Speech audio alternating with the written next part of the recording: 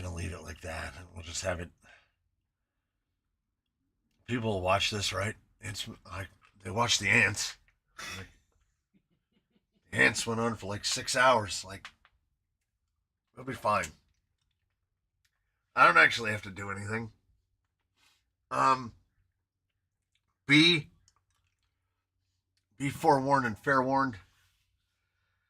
Uh, I am on a Claritin, a Zyrtec, and a Benadryl, all at the same time. That's the trifecta. It has reduced my symptoms of suffering to histamine by, God, like 20%. I sneezed myself awake at 4 o'clock in the morning. So I've been awake for 8 hours. And I've been blowing my nose constantly. It's just water. Just water comes out of my nose. It's all that comes out.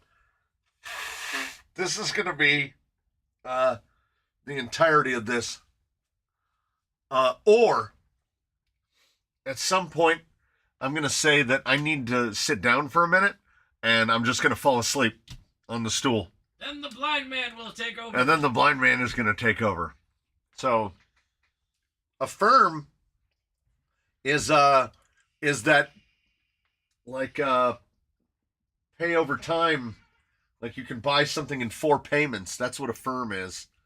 Allegra, maybe? Is that where you were going?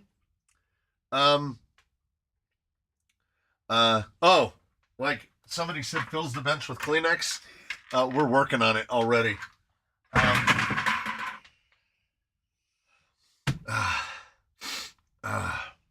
So it's gonna be awesome. It's gonna be absolutely awesome. And just think. I want everybody to just think with me. I've been awake for 8 hours, so I've just been sneezing and sniffling constantly for 8 hours, and it's starting to seem like whenever rain is coming,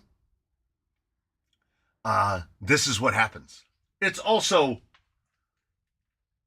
disgustingly green outside right now. When half the trees are blue, the trees with flowers are all blooming.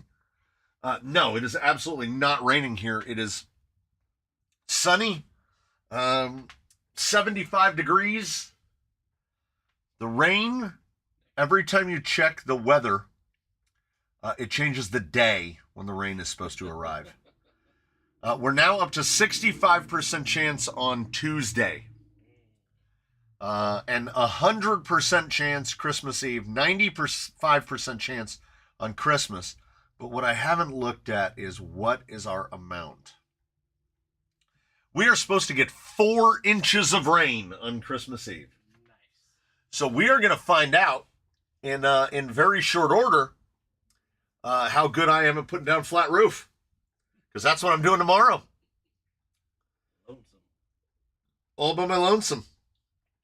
And because I put it off until the last minute, the self-adhesive base layer, not available. So I get to drive like 80,000 nails tomorrow. The roof section that I have to do is semi-flat. It is 42 by 16 in American feet. It won't be too bad. That's what I'm telling myself. It's under 800 square feet, right? Big deal, right? And here's the deal. No matter how messed up I get this, it cannot leak worse than it's leaking now. I went up there to investigate after the last leakage, and there are sections of the roof that's cracked open that I can stick my hand into. So, yeah. When they say 15 to 30 years on a flat roof, on, what do they call it? Modified bitumen with the white rocks on top of it. Well, with the little gravel on it. rollout sheets. Yeah, the rollout sheet roof. When they say 15 to 30 years, they really mean it. We've definitely gotten up past that. So in terms of how I'm doing, honestly, I'm doing better now than I'm going to be doing in a couple days. Forecast 4 inches. Well, what do we got on Tuesday? Okay, Tuesday, it's not supposed to start raining until like 11 o'clock at night. So I'm not worried about that. 4.5 inches on Wednesday. It's according to this, it's going to rain for 36 hours straight. Looking forward to that. And it'll be done by Friday. So we're going to find out. We're going to find out together. As long as we don't get a Pacific Northwest situation going on where it puts everything underwater, we'll be fine. We'll be fine. Has truly fallen into the ocean. According to the Belgian news channel, Trump labels painkiller fentanyl a weapon of mass destruction. Well, fentanyl is the reason that cause of death in America, poisoning keeps moving way up the ranks. Poisoning is like in the top, I know it's in the top 10, it might be in the top 5 now, because if you die to any sort of drug overdose, your body acts as if it's been poisoned, so poisoning is moving way up. 4.5 inches is half of Phoenix's yearly rainfall. A couple of years ago, oh, by the way, thank you, Jimbo, for the 10, keeping the sawtooth alive. Hey, Mr. Knudsen! We never see that guy. He's always off doing something. They got Hugo? HBT03 received a gift membership. Yeah, but, like, when will he actually show up? Like, I don't know what the tapas situation looks like in Spain right now. All I know is every store I go to, there's some sort of holiday tapas sampler with Serrano ham and stuff in it. And I'm like, I feel like this is partially his fault. Oh, pushing their ham on us. So you were right. The blind guy was right. He was like, the last time I was dying sneezing, he said I used cough drops. Well, not really cough drops. Y'all know what Ludens are, right? These are just cherry candies. That's all these are. The active ingredient is pectin, which is the stuff you use to make jam. So all I know is the ants kept going after these. But no ants right now. So I'm just going to keep mainlining cherry candies. Yeah, Hugo is still working through his big box of makeup. Yeah. Oh! He's got to try it all on. By the way, all right, we're going to start with a spin, right? So, I mean, you ready? Susan is in top form today. She's in as good a form as I am is in bad a form. Put a little, I was cleaning something out, and I found a tube of the stuff from way back, the Revell Pinewood Derby, official Pinewood Derby brand graphite powder. Could you focus, please? Could you focus, please? Thank you. Polvo de grafito. Mr. Hurley with the 5. Thank you, Mr. Hurley. Oh, like there's a real ebb and flow of the sneeze particles. They come and they go. I was digging through the bins, and I'm going to get rid of some of the stuff that I don't need.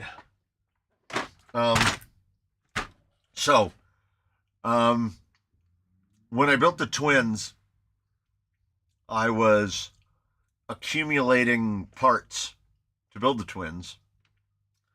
And what I did is I over-accumulated. These are brand new BS410 rails. Those have never even been assembled.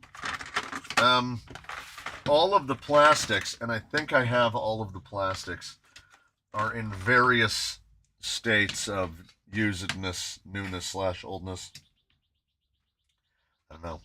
That's also, I think I can use that one for that side. Yes, but what are the plastics for? I can. They're VS410. Nah. It's all VS410. I don't have the outer pieces. I've got, oh. I do have the right one. Never mind. That'll be fine. Is there a use case for graphite powder in our rigs? I mean, you could. The real problem with graphite powder is it doesn't want to stay. It'll just fall out. And any amount of, like, if you blow on it, most of it'll go. You absolutely could, but in those, Molly is a better choice in those instances because once it's on, it kind of stays on. How close are we to the mantis? I believe, Erwin, you said you asked if I could do it as number 72, which means you're very close because we're around 70. We're 70 or 71. Yeah, on an open gearbox, it would work. For that, I tend to use wax, but it'll work for that. It will have to be reapplied fairly often. And it will become black. And it will turn everything black.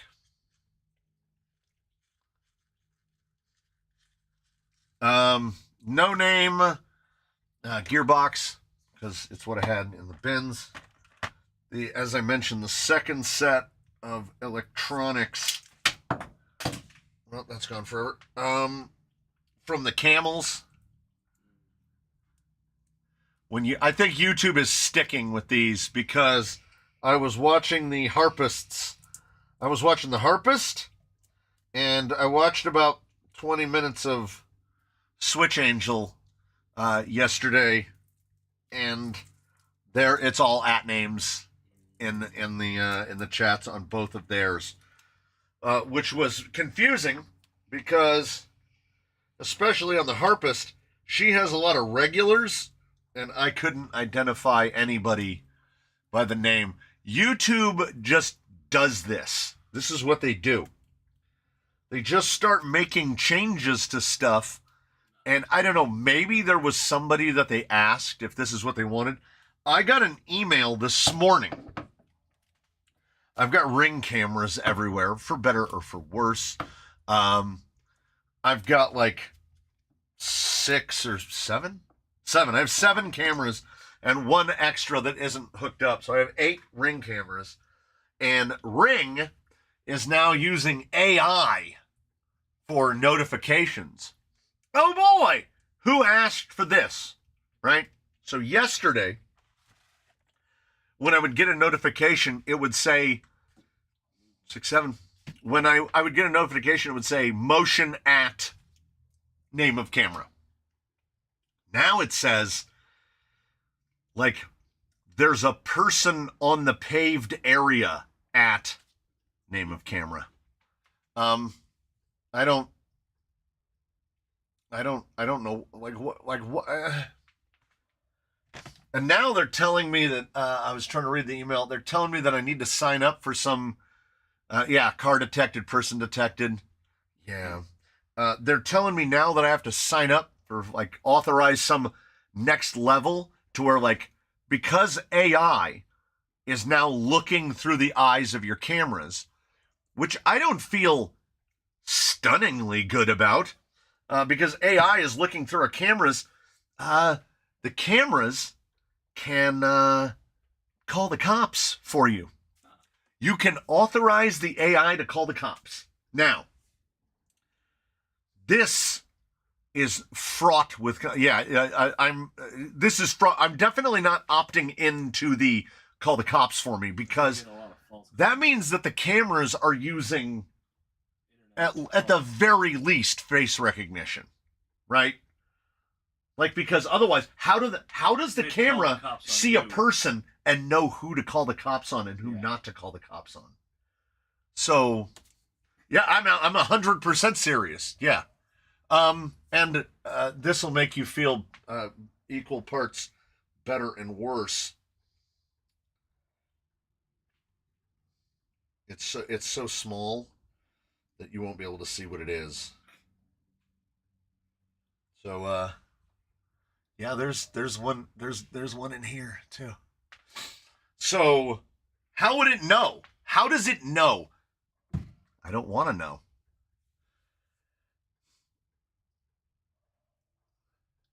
facial recognition isn't AI. Oh, but it will be.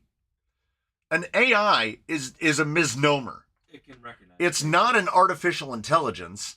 It is a learning engine. There's a funny little email chain that I've been subscribed to for some years where she uses these very basic, bare bones engines and gives them a prompt and then asks them to do things like develop recipes for Christmas cookies. And they're all absolutely unhinged. And we go, that's funny. But yeah, it's not... AI is a literal Pandora's box. Yeah, but the box is open. The box is already open. And now we're going to find out what happens when it's out of the box. It is a curse and a blessing. And inarguably, I feel like we're not using it for the right things. What should we be using AI? On the Eufy camera system, it will pick up common faces and ask you if you want to name the person. Yeah, I can still remember way back when that in Apple Photos, when it would tag faces, you would have to go in and help it. It would have a whole list of faces, and it would be like, is this the person that's supposed to be in this album? And you would say yes or no. Now, it just tags everybody with like basically 100% accuracy. That concerns me to a degree, and I feel like it should concern me more. Unless they're twins. I will not use AI. Yeah. I here's the thing. You say that now, and we would all say it. But my God, Purpose, it makes no difference. my God, is it attractive? Because if you've ever been on our Discord and you see the AI generated stuff that it can generate out of like nothing in seconds, it's, there is a level of, yeah, hey, it makes great pickle pictures. It is concerning because it isn't even a matter of using it properly, because we can all but guarantee is that people are going to use it for whatever level of nefarious act you can possibly think of, because that's how people are. Once the technology's out there, people are going to use it for whatever they want to use it for. I like that I can search pictures for certain things, like a certain RC truck, thousands of pictures. Yeah. So I've mentioned this before. Bird. I think it should do 11. I should chime 11 times, right? Because it's 12. No, it's 6, because we're 6 hours off. I've mentioned this before. My wife and I have had iPhones and an Apple ID for too long. Now every person has to have an Apple ID. But back then you didn't. So we were sharing the same Apple ID for over a decade. And then what happened is the software started to get past that. So I would get no text notifications from her because it was basically thought I was texting myself because it's the same ID. So we had to split the IDs. I had to pay for an extra iCloud so that she attaches to an independent iCloud and set her up on her own phone number. And it was actually a lovely little tiny, she was like this tall, knee-high to a grasshopper at the Apple store, and she just told us how to do it. And then I came home and I did it. Because I was like, I don't know, everything's attached to everything. The short of the long of this is that it's just called Photos now. My Apple Photos has like 26,000 pictures in it because it was the pictures from two people for a decade, who had kids and everything. So if I want to find something in there, oh boy. And it imported over all of the photos that had been added to iPhoto on the computer from before that. So the pictures on my gallery go back to 2005. So I have 20 years of photos in Apple Photo. I'm waiting for the Tron ID disc too, especially if I can de-res somebody by hitting them with it. Then I'll sign up for that. Oh, Brute Welding can ID apples by the color. It's pretty good. I'm not going to make that claim because we have apple orchards local to us here, and like some apples look the same. Man, do you know how many green apples there are? Yeah. So many green apples. Or even the yellow and red ones. Yeah, like an Envy and a Fuji, and they all just kind of look the same. Yeah. Like I can tell the difference between a Granny Smith and a Red Delicious, but that's about the extent of it. If you show me an apple that's kind of yellow and kind of red, I'm like, I don't know. Could be a Fuji, could be a Gala. Oh, and then we got the people that are like you. And when I say you, I mean the guy over there. I can't ID apples by color. Gray, dark gray. Oh, and that one's yellow.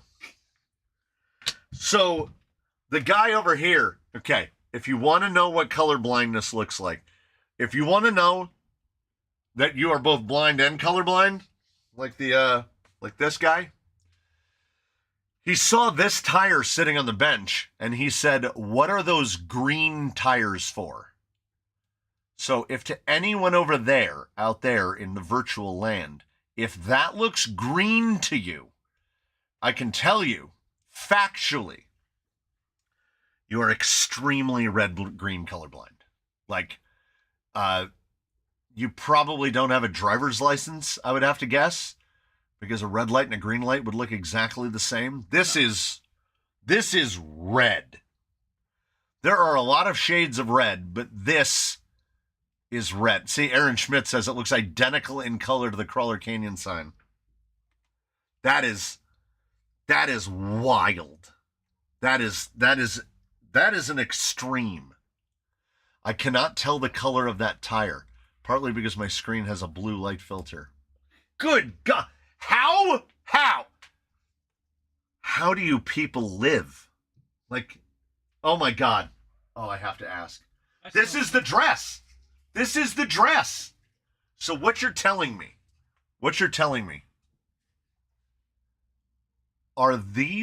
is this one color? Or is like one part of it just lighter or darker? It's an always gray Christmas. What color is that?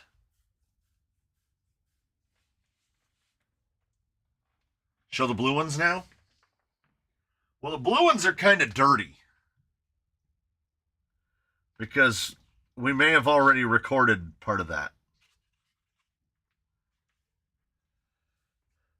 I can tell that there are three colors, but I can't tell you what. The outside is lighter than the inside, but I can't tell the difference. That is crazy. He sees in black and white. Do you at least get some kind of bonus out of that? Like, can you see in the dark? Does camouflage not work for you? Like, what is the blue has a green haze? What? It's got dust on it. Okay, well, how about this? Okay. We'll take the dirt out of the equation. How about now? Because that is like blue. Not a deep saturated blue, but just blue. But what if someone else sees green as your red, but you both agree that it is red or green because there is no way to describe a color without comparing it to the color of something else?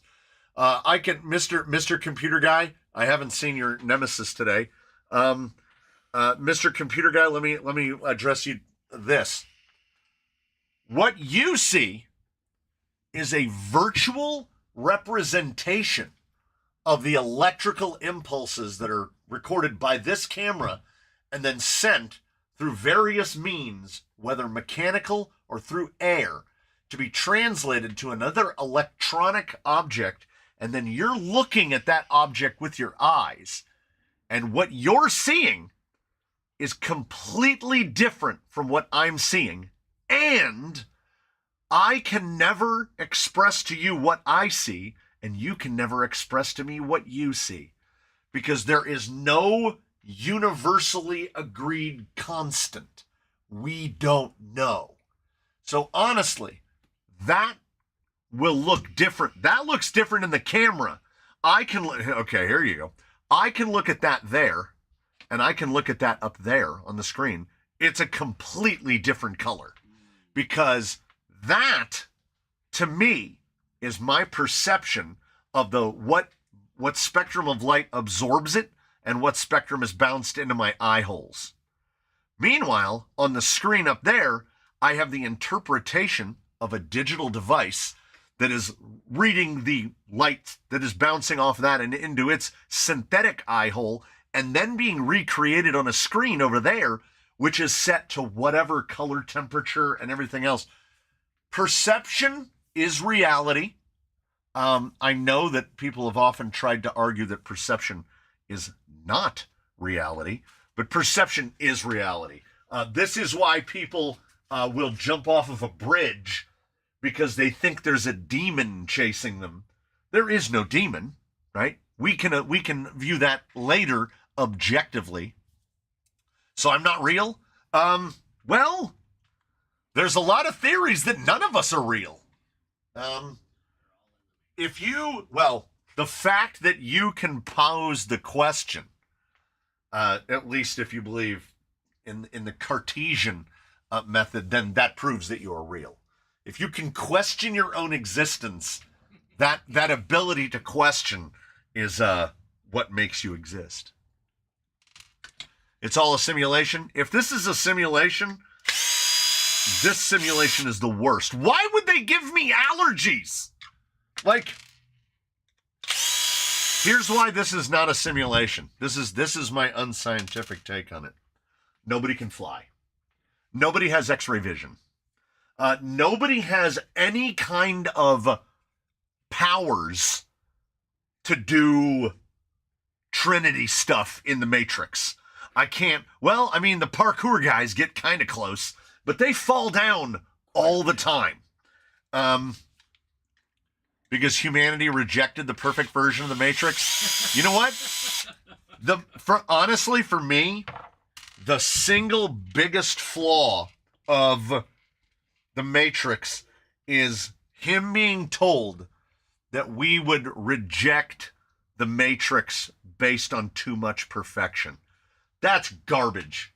If you took a person and you shoved the thing in the back of their neck and you took them to the Matrix and they went to Disneyland Matrix Edition and there were no lines, they just got to walk up to the front and ride every ride as many times as they want, and the food was free, no one would complain even once. I do not believe that hardship is fundamental to the human condition.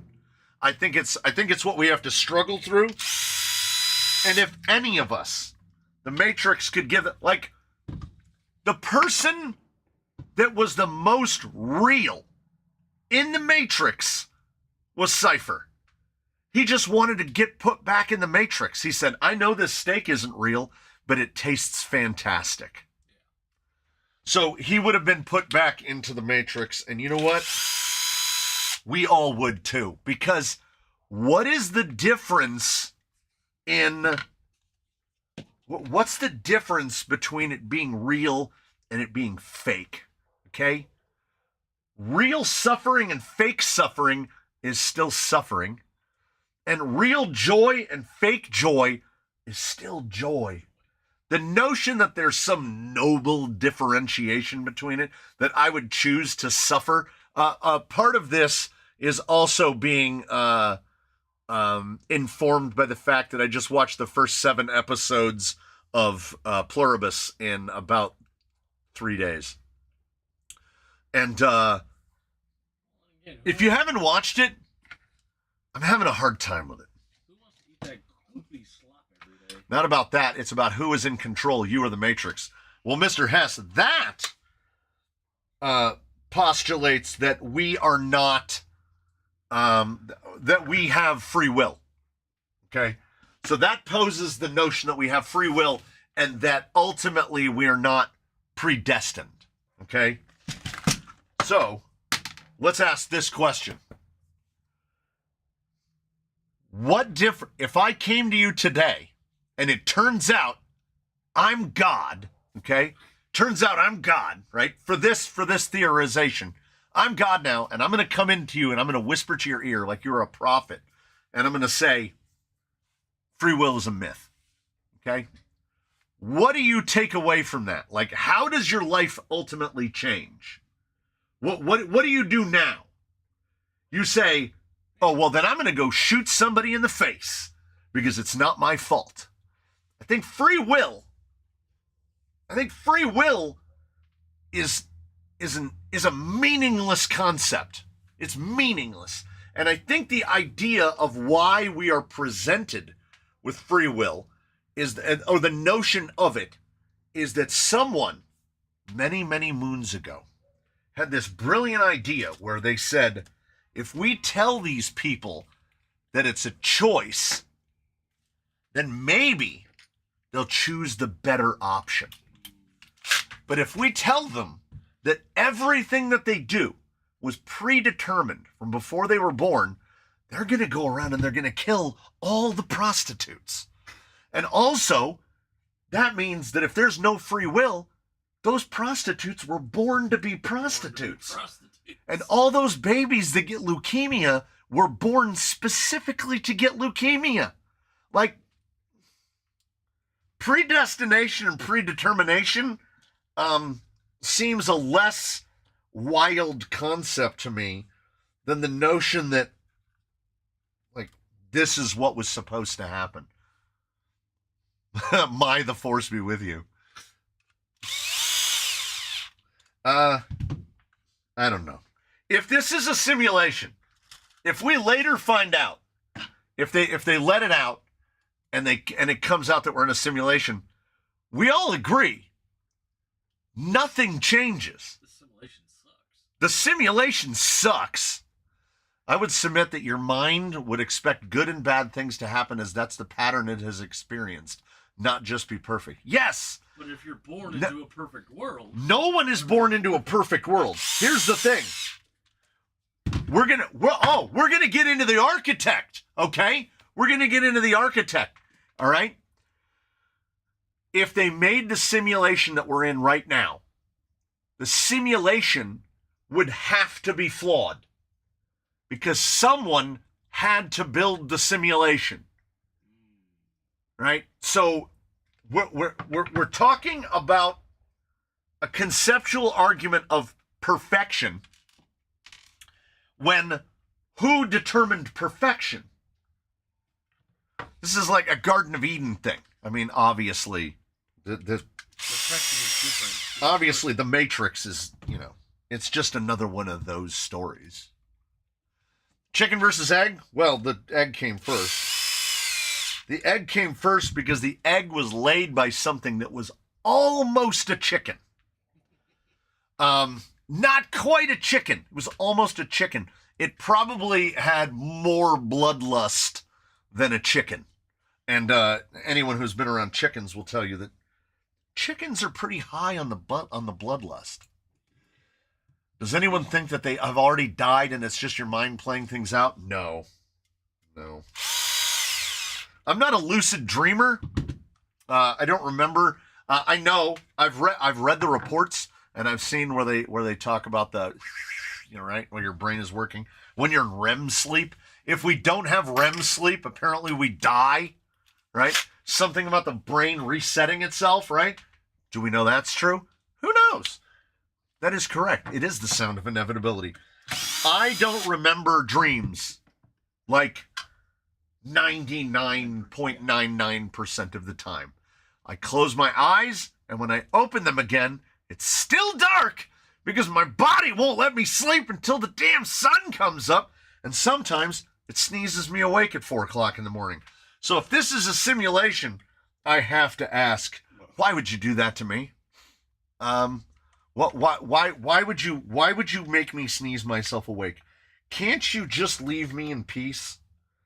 Just like existence is punishment enough. Just let me sleep. I don't think it's too much to ask. I don't think I'm making an unreasonable request. Chickens are delicious. I don't understand how people don't eat chickens. I've also heard people say the exact phrase, I don't like chicken. And I'm like, what? If thoughts are just a series of electric signals flying around the brain and you can predict how signals interact, then why wouldn't it all be determined? Uh-oh. You're getting too close. You're going to fly too close to the sun. I've had the same dreams for 20 plus years. I don't know why, but I always jerk awake after driving off a cliff in a red convertible. Like Thelma and Louise. He's reliving his favorite movie. That's the thing. Like, everything we do, mostly whether we notice it or not, is on some level informed. We're influenced by everything. Everything. Gray convertible. One quantum theory is that we all live in a universe where we ourselves never die, just others. I kind of like that one. Because ultimately, it doesn't matter either way. Well, you can use, I believe you can use dimension and universe interchangeably. You know why? No one's going to stop you. Oh, it just hit me like pressure on the back of my eyeball. Oh, I felt that. I'll be dead soon. It'll be fine. I am living in misery. I think that goes that way. I don't know. I should do. No, wait. That's not right. I think that's right. But then the shock might stand up too straight. That's great. Maybe we're all already dead. See, that's coming dangerously close to nihilism, where it's all already over, so it doesn't matter what we do. And then, a compelling argument could be made that it doesn't matter what we do. Because I'm frequently reminded of the little internet comic strip where the guy is like, the angel gestures down and he goes, I give you humans. And God says, you gave that monkey anxiety and you ruined it. It's not altogether removed from the truth. I'm not dead. I'm just breathing really slow. Yeah. Hope is the quintessential human delusion, simultaneously the source of your greatest strength and your greatest weakness. Yeah. What Axel is? These are SEs. This is straight off of an SE. Like, it still has the plastic spacers.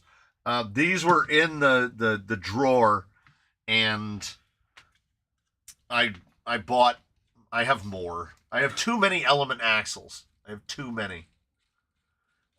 So these are my choices. This is my choice. Oh, it really does. Oh, no, you know what it is? I think it's because this ran out. Hey, RC family with the flu. Enjoy your flu, my friend. I will just I can sympathize with you because the histamine is real. And the beauty of it is that as I get older, they get worse. And I don't really get sick. And I know.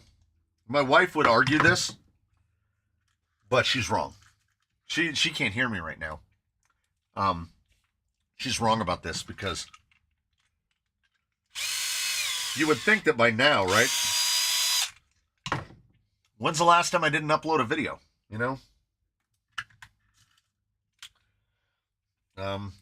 I never missed a day riding the bike due to illness. 7 years. I would take days off, but I never missed a day because I was too sick to go. She'd say, you get sick. No, I don't. See, I know who Miata Commuter is with the 5. Keeping. If you give 5, you keep the sawtooth alive. For the sawtooth. Yeah, see, RC Zilla's doing it right. I refuse to get the flu.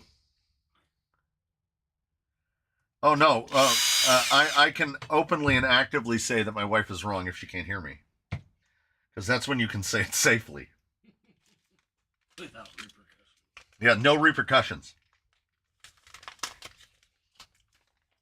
I don't want to get killed.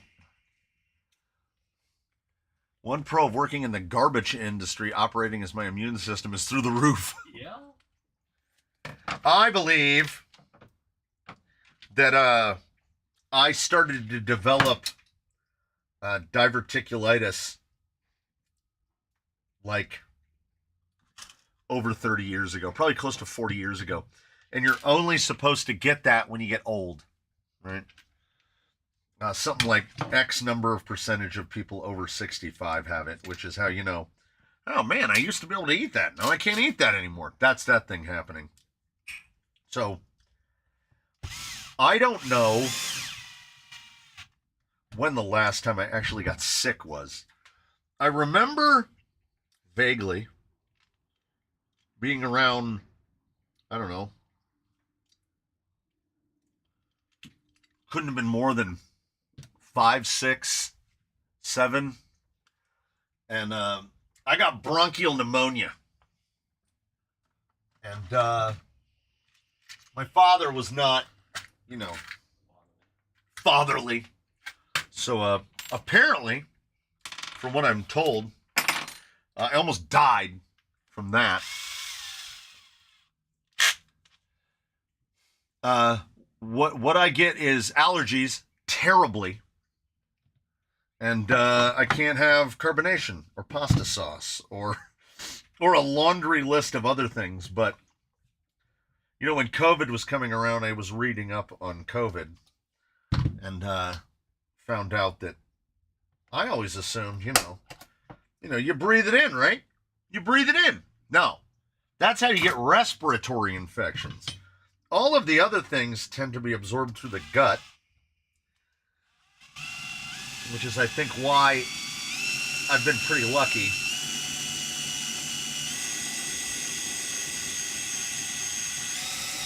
Or unlucky, depending on how you like to look at it. I mean, is it a trade that you would make? Would you trade?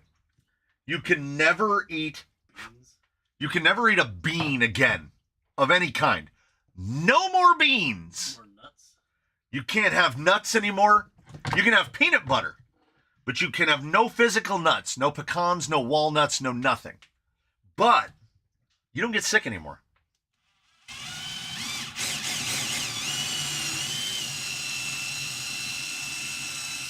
And I've been at it for so long. Honestly, I think you can do worse.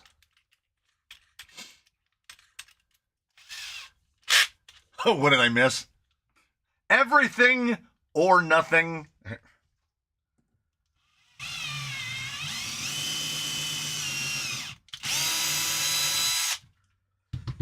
I honestly don't know if I'm qualified to say.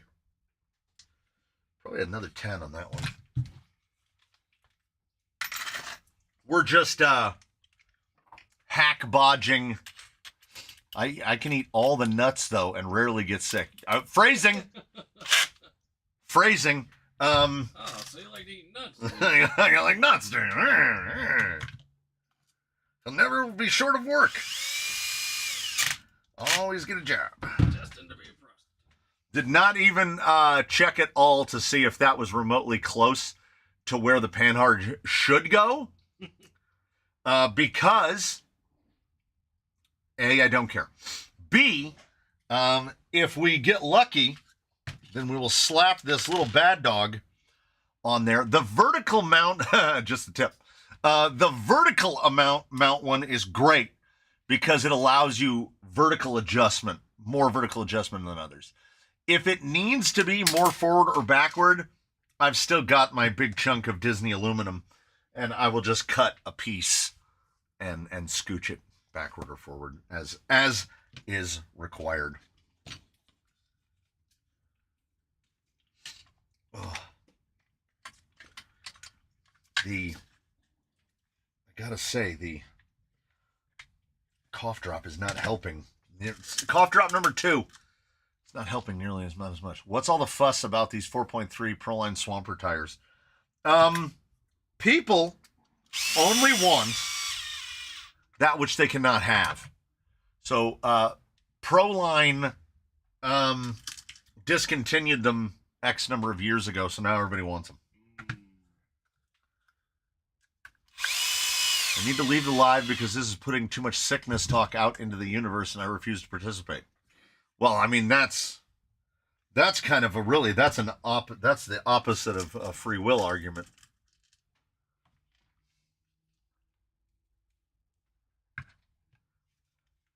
They don't call it Predator or G8, just medium. Is that what they call the OE compound? Oh, I'm wondering if the compound Proline uses for the OE is what they use in their micro tires. I feel like they are really good, and it surprised me that their 110 tires were kind of meh. Well, my argument, and I've made this argument, I don't know if it's in a video that's already shown. I think it is, but I speculate, and I've never seen anything to prove it.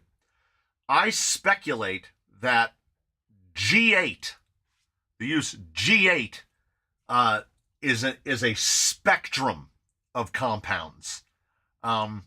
It's not one individual thing, because on the rack right here, there are multiple G8 tires, and none of them feel the same. Not even close. In use, now I know the OEs don't claim, I just unmounted them.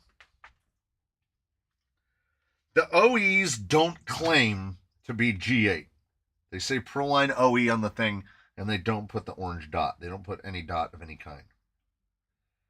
But that, which is going to leave a big dirt splotch, then here we have actual G8. A little hint of the orange left. That's G8. Class 1 trencher. That's G8. Fine, roll away. I don't care. Big old boggers, which are doing the turn blue thing. Same compound. Same age. Like, if I do this, and it's not an issue of the carcass, the way the carcass feels, etc. My basis for this is that all Proline tires, okay, not all, most Proline tires feel different in some way or another. But J-Concepts green feels like J-Concepts green. A Class 1 megalithic and a 575 Tusk feel exactly the same because they're made out of the exact same stuff. None of these feel the same. They are of different ages. Yeah, tires gas out and the compound is like constantly changing, but no. Like we could state pretty conclusively from the OG Class 1 flat iron, which felt radically different and performed differently from newer G8s. See, here's the test you can do at home. Oh, it's wildly different. This is wildly different. If you have more than one Proline tire around you, grab it, get a finger in there, and just get the lugs out of the equation. Get in there and give that thing a little rub. Give a little rub in there. And then grab another one and go, that's completely different. Radically different. That's before we get to, the third C, when we get to composition. Because that's where stuff is really going to start to feel different. A carcass can feel more compliant or less compliant just based on the density of the lugs, the shape of the lugs, the structure of the lug, the height of the lug. Bold of you to assume I have a bunch of unmounted tires. Well, I just assumed, I do make that assumption.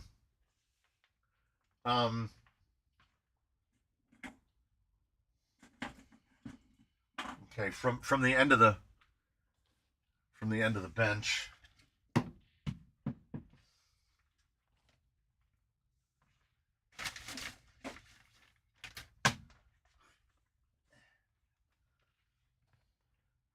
This is right over here, right over there. And then let's see if I can do this without turning it off.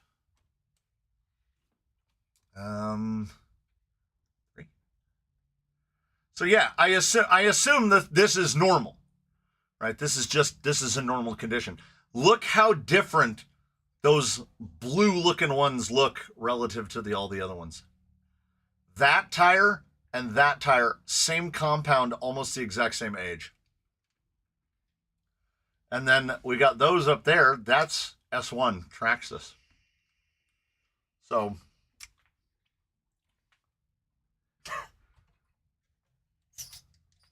I did it again.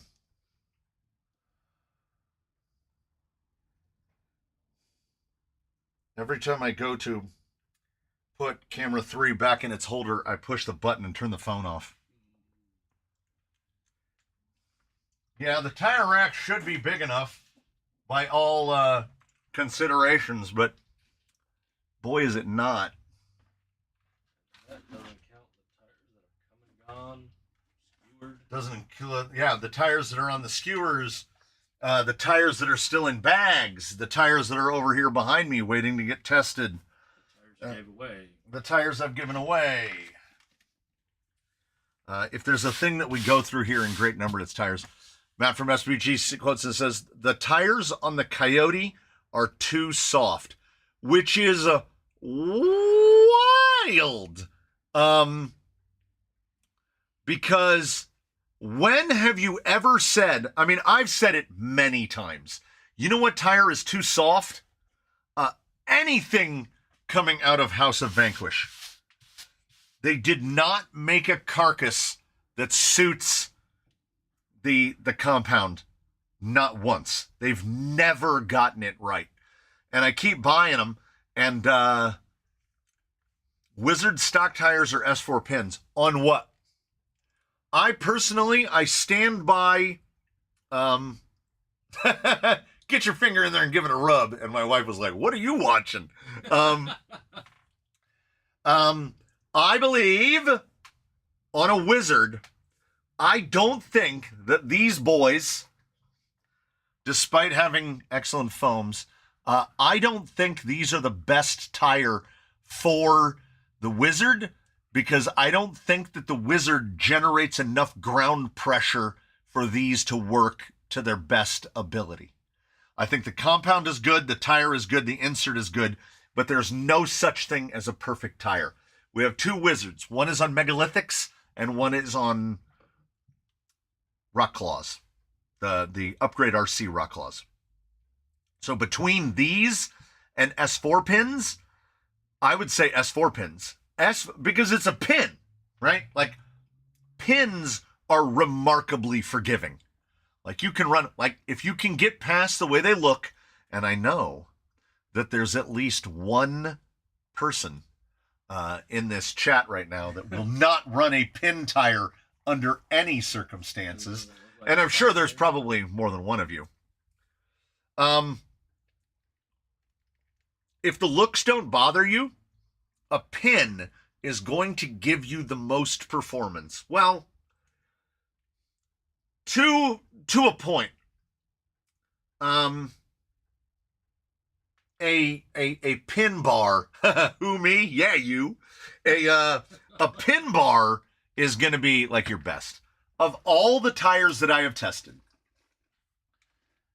if we exclude the ridiculous, like we're going to rule out Sedonas, hammers, chisels, Panther Cougars. This is the most pure grip of any tire that I've tested ever. We need a 4.75 geologic infection. Just take this exact thing, shrink it down, and I will run them. So I would say S4 pins will do you great. Arizona, the S4 compound does not appear to be remarkably picky about temperature. Are pin tires typically a symmetrical pin pattern? Almost always. Yeah. Like they will just have one mold twice and then just stuck together. The one that still stands out, Power Hobby Grabber, the Jetco / Power Hobby Grabber, is the only pin tire that was really substandard in its performance. They managed to mess up a pin. I remember the episode when you tested the Injora pins and the cut blue inserts. Yeah. I still think that the S4 pin they work on the foams that's in them. They are really receptive to a range of inserts. I think in terms of performance versus cost. Wow. Okay. So the RC 4-wheel drive Bully against the Rock Bump, not even close. The Bully is a lesser Ibex, basically, but is carried over by virtue of X2SS compound. You can make most any pattern in X2SS and it's going to be pretty good. But the Bully, I felt much like, sadly, more X2SS tires than I would care to admit. More X2SS tires are successful because they're in X2SS, and it has nothing to do with the layout of the lug. Nothing to do with it at all. X2SS will take you a long way. The Bully is just a pin. It's a basic pin, and the Rock Bump is just omnidirectional grip. It's just all grip all the time. And that's because it's basically a clay bar tire. I mean, I have any number of 8-scale buggy tires that basically look exact. That's why it's called Rock Bumps, because inspired by Goosebumps, which again, I still say Goosebumps is a perfectly fine name for a tire because they have those tiny little lugs. But Rock Bumps are not a thing. Goosebumps are a thing. They should have gone a different route. It's obviously too late for that. Yeah, and I never operated the S5, the XHXs, in really hot. And I noticed after the hot season had passed that is basically, damn it, got the same tower twice. That is basically because I make every effort in the world not to go out there when it's 107, because I don't like it. The cameras really don't like it. I got really good at recording 2-a-days and being out on the course to record at 6:30 in the morning. So every tire, here's the thing. Here's the real thing. Predator is what I call clean wet. Okay? That's what I call Predator. It needs the rock to be clean and or wet. Or clean and wet. Usually if it's wet, it's clean. Wow.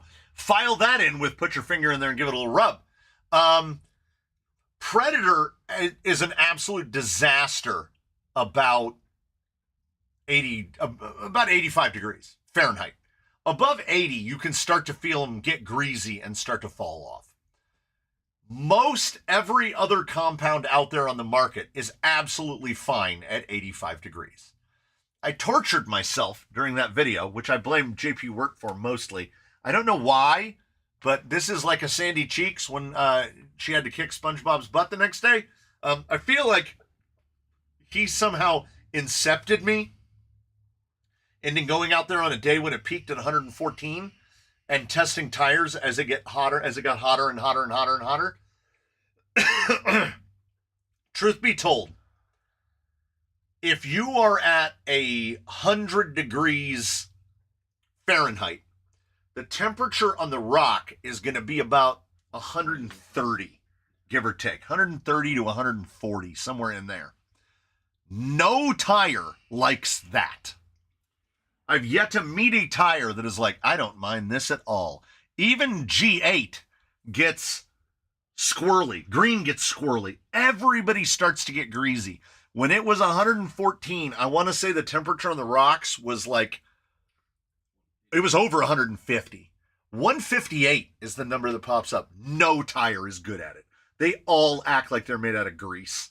And the whole time I was testing it, all I could keep thinking is, I bet I'm drastically reducing the lifespan of these tires because I'm basically baking them in an oven. So, most parts of the world are fortunate enough to not have to endure days where it's 114. So, in what I saw, S5, it's the same one. It's the same one. S5 is definitely not Predator. Because Predator at 100 degrees, look at this. Every single one of them. Let's call them A and B. Oh, they have numbers on them. 1 and 2. These are all... That one doesn't have a number. That one doesn't have a number. That one has a 2. I can't find the one I need. I can only find one side. Why do I have...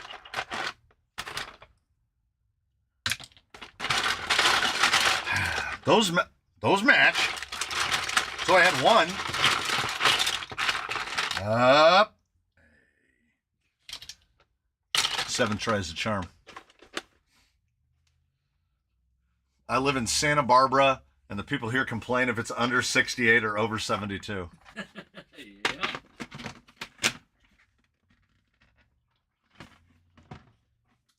Yeah, we deal with 114 for a very short amount of time during the year.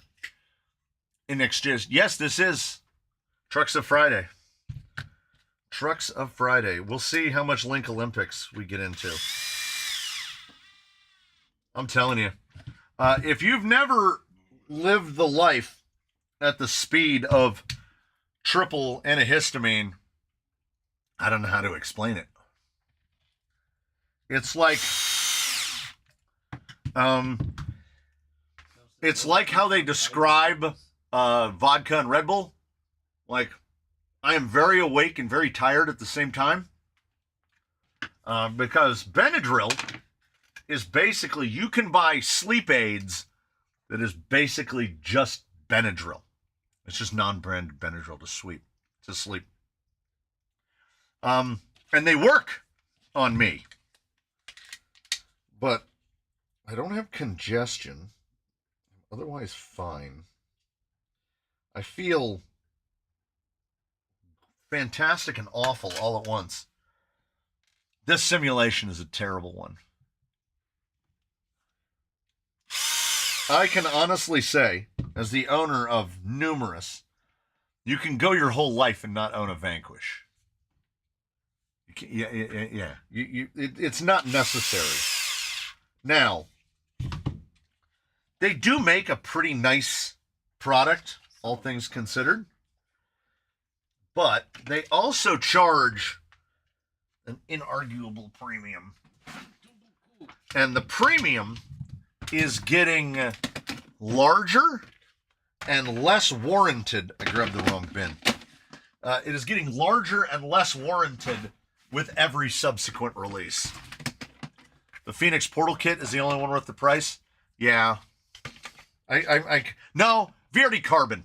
I still think VRD Carbon is the best buy because it is so antithetical of what Vanquish has become now. And I say that because all of the bits that they give you on a Carbon are performance upgrades, right? They give you the all lightened gears in there. They give you the metal standoffs with the metal motor plate. Oh, it's high weight. Except for the sliders. But like all of their RTR offerings, little sign language for you. Not worth your time or your money because they detune the sweet baby bejesus out of those things. You trade in all of the quality upgrades for shiny plastic things, and then what happens is over a long enough time frame, you come to a realization. What's a VP kit that you recommend? VRD Carbon. What is that atrocious? This is an Element Panhard mount. This is the best Panhard mount because it mounts the Panhard correctly, which is vertically, so that you can adjust the angle this way. The stock Vanquish Panhard mount is awful.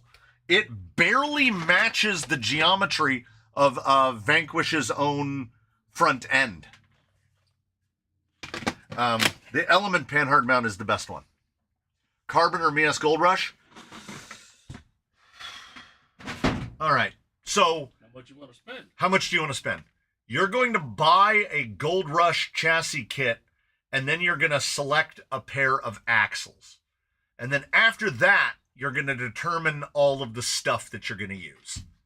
The VRD Carbon is what I have long said is the best RTR money can buy. Because you buy a carbon kit, and then you get a set of wheels and a set of tires and a body, and you put it together, and you basically don't need to change anything. I think the Gold Rush is still a great value, but the F10P has an offset pumpkin, which gives you the ability to run more steering options. There you go. Put F10Ps on it. If you build it, but no, I wouldn't advise you go out and buy F10Ps, right? Like, they're great because they come in the kit. The gearbox, the VFD comp that comes in a VRD Carbon is 3 levels higher than the FMM and T case that comes in a Gold Rush.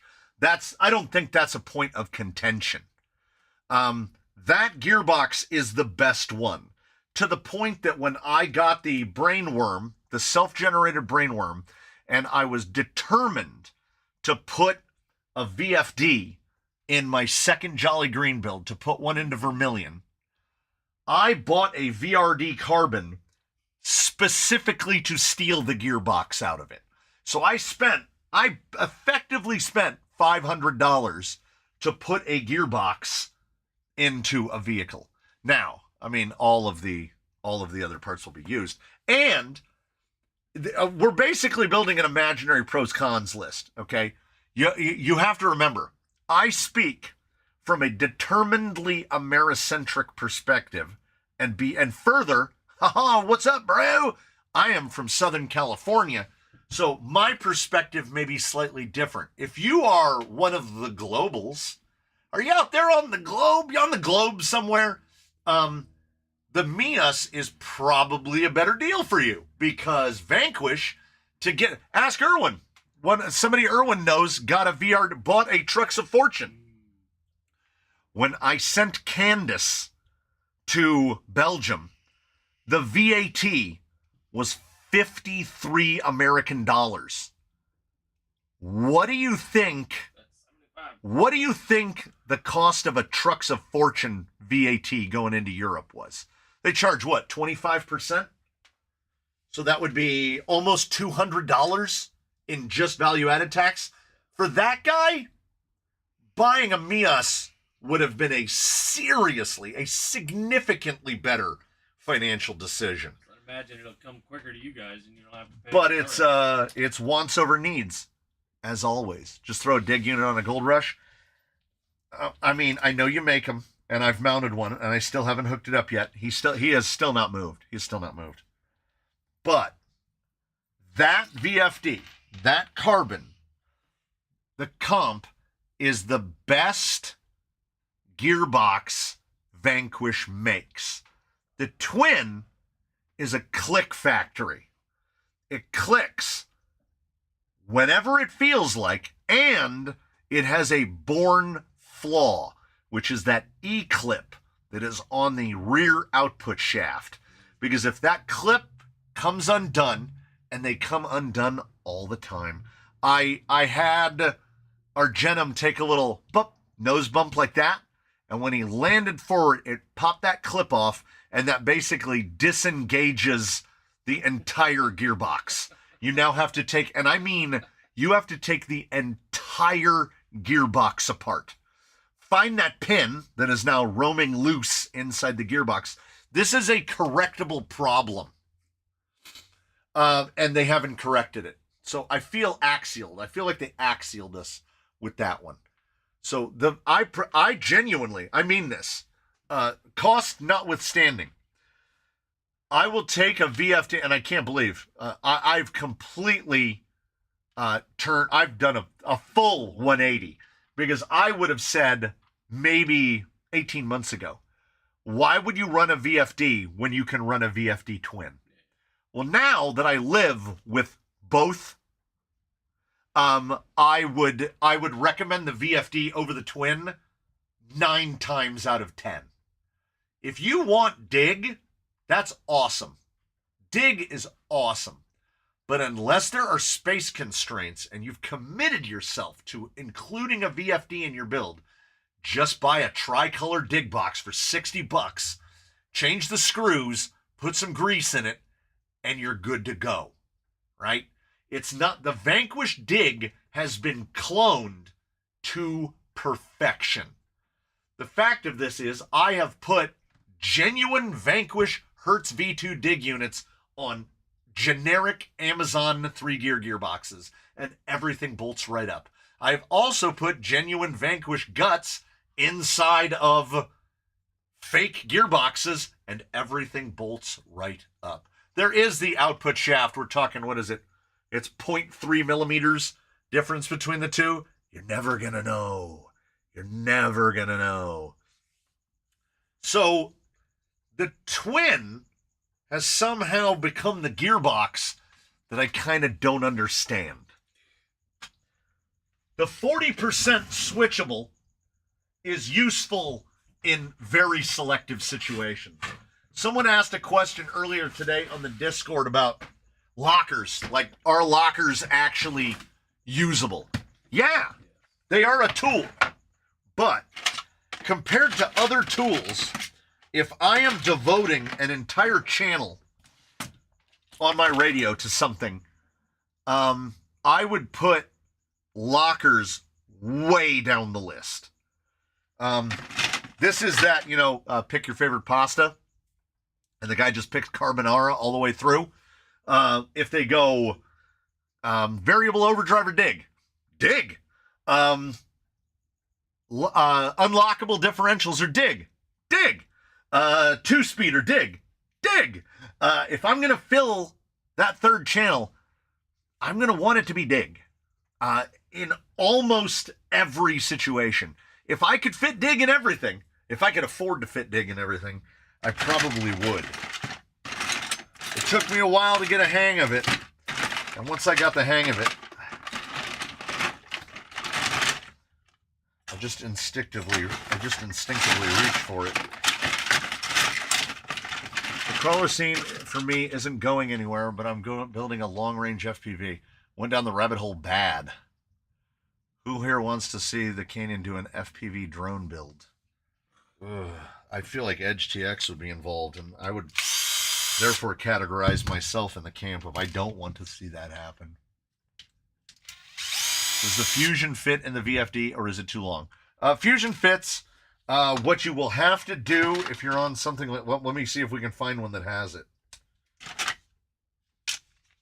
Because as I pull out skid after skid after skid. So, if you're talking about a Pro or an SE, if you're getting an Elite, it will just drop right in. If you have a regular one, odds are you're going to have to shave a little bit of plastic right off here because the very end of the can is like right here. You just take a little notch out of it, and that's it. And you can run an SE or a Pro. And right now, I think the best buy is kind of the Pro, because with the release of the Elite, they dropped the Pro maybe permanently. They dropped the Pro down to 125. Remember when everything got really expensive for a short time and then just inexplicably started getting cheaper again? That's where we're living now. Because the Elite is 150, and I still contend that most people don't need an Elite. Been into RC for 20 years, and it's always kept my interest. Tried FPV and never did it for me. I've seen people do FPV crawlers, and I don't get it. Like, the beauty and the strength of driving tiny toy cars to go slow is that we have a genuine God's eye view. What's FPV? First person view. So you have a camera on. You have like goggles on, and you're looking through the camera. Why we can do what we do with our tiny toy cars is you're usually looking down, or then you can walk around and look straight at it from the front. Like it's having the God's eye view.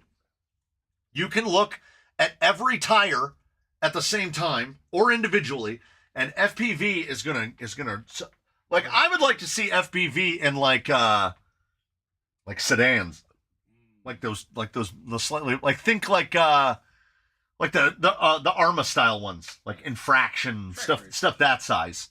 That would FPV drag cars would be amazing and terrifying. People would be falling over, rolling out of chairs onto the ground. That'd be great. But in terms of crawling, but I want an Elite, then buy an Elite. Exactly. If you want one, buy one. If you want to spend the $25, then spend the $25. I'm not telling you not to. Don't not get it because of the $25. I think the Fusion, I think the Pro is a better buy because 4S and 2300 is not useful very often. I basically have 2 rigs here that could use Elites, 4S and 2300s. And they're both TRX4 axles with stealth gearboxes. So you're talking gear reduction that can get... I mean, ask Mr. Hurley. He knows what it's like to where you run the biggest spur and the smallest spur and the biggest pinion, and you're still at like 60 to 1 final. I wanted a lot of gear reduction, and I built myself a lot of gear reduction. I have the motor around here somewhere, or I lost it. It's a Hobbywing 30 turn. It might be a Hobbywing 30 turn. We'll see. I want to see what the gearing looks like before I make any kind of commitment to a motor. I've also got 45 turn, 55 turn. I've got, you name it. I got something. We got something that'll work. Presumably.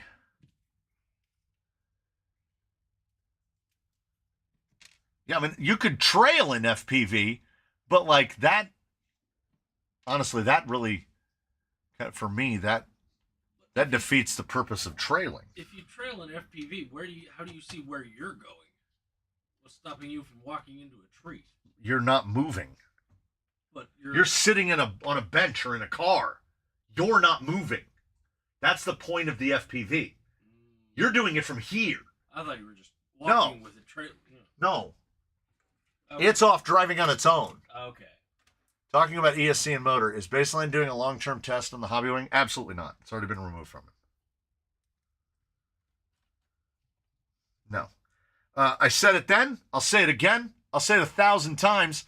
Yeah, then walk a mile to flip it over when you turtle. I'll say it 1,000 times. I would not, nor would I explicitly recommend that anyone run an outrunner of any kind in a vehicle that will fit a Fusion. The solitary drawback to a Fusion is its physical presence. It is kind of long and it's kind of heavy.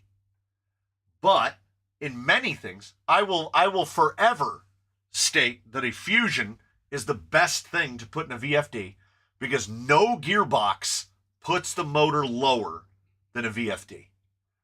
So you've got to carry that weight. If you remove your Fusion and you put a stubby kit and an outrunner, you just made your CG higher automatically. This is not a topic of, this is not a point of contention.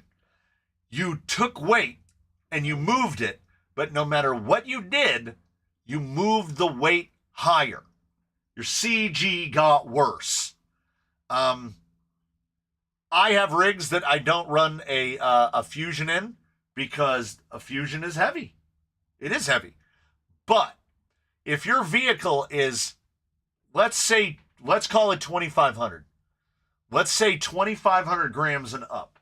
If you are at or around 2,500 grams, a Fusion, the weight of a Fusion is not going to make an impactful weight. What about the servo on a stubby? Well, then, yeah, now you've got to use low-profile servo as well. So you're going to have, well, no. The stubby, you can put it on top. So you're going to save a few bucks there because you can run a conventionally sized servo and you don't have to run a half height. I've argued from day one that a Stumpy is a step backwards. Yeah. I do not disagree. And I state that having a stubby on my VFD and my 6x6. But that is a whole different thing. Under no circumstance did I need to put a VFD in there. Once over needs always.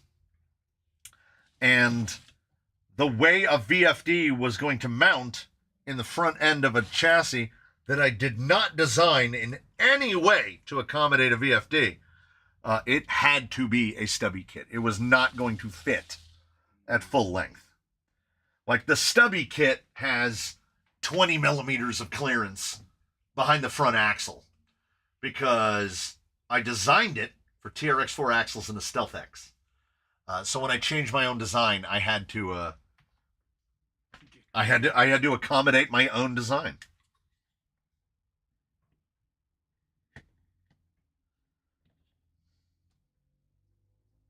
Lo and behold, I'm going to slap that right there. I'm going to slap that right there. That panhard mount is in a pretty good spot. We might have to mod the metal a little bit. Trim it a little. Because it looks like it might, well, I don't know. Probably going to put 90s on it. We're going to have to figure out what shock to run, and we're going to have to run it upside down. Because it's, well, not necessarily. Not necessarily. I don't think I want to scooch. Maybe I do. There's a lot of questions running through my head right here. Because this is going to be rocked back more about like that. Well, the C-hubs will be. Which means that that's going to be back. Which means we'd actually want to come a little bit forward like this. And then when in coming forward, we're going to want to just move this shock tower to the back holes. And then, yeah, that's still pretty good. can maybe get away with a spacer, but as we're going chassis mounted steering, as it's a whole lot of cutting to get servo on axle to clear this, you got to carve that whole front piece out. Yeah, I think it'll work. I think it'll work. It doesn't look like a hyper optimal link length situation, but no, it's got to be 313 for the body. Where would a Fusion not fit, really? Most any gearbox like this, Nod 2s, OD3s, most of the time, the gearbox is going to put the motor directly in the path of a link or a drive shaft. You can't fit a Fusion in a Wizard. You can't fit a Fusion on an OG 10.2. The skid is not long enough. There's actually too long of a list of places where you can't fit a Fusion, where the 58-ish millimeters is too long. Many, well, let's refine that down even easier to say anything compy. If it's compy, they probably designed it with a pancake in mind. There are chassis designs out there, skid forward stuff, that won't fit like a 3542 Outrunner is too big. They're built around 3625s. So Fusion is definitely not fitting in there.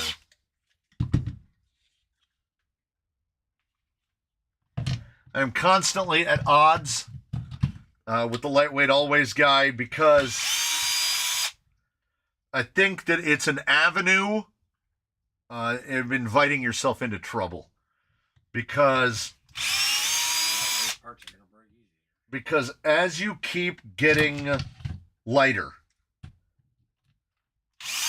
you're making the work a lot easier for your powertrain, but you're making the work a lot harder on you because spring selection, tire selection, insert selection, those all become far more fine. Getting an insert to spring a 4.5 pound vehicle is far more difficult than finding an insert for a 7.5 pound vehicle. It just comes to tuning easy. Now, see, he should have put a number of smileys after that because getting to that 95% point in tuning where you're like, it's pretty good, is significantly more difficult and significantly more time consuming when doing it on something that weighs 5 pounds versus something that weighs 7 pounds.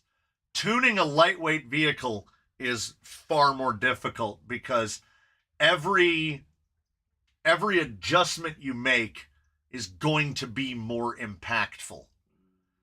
This is why I don't make any effort unless it's very specific. In general, I don't make any effort to make a vehicle light nor heavy.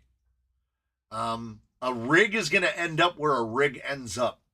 If you're starting with a Capra cage and a set of offset Capras and stuff, you're probably going to end up in this 8 to 9 pound range. That's just how it is.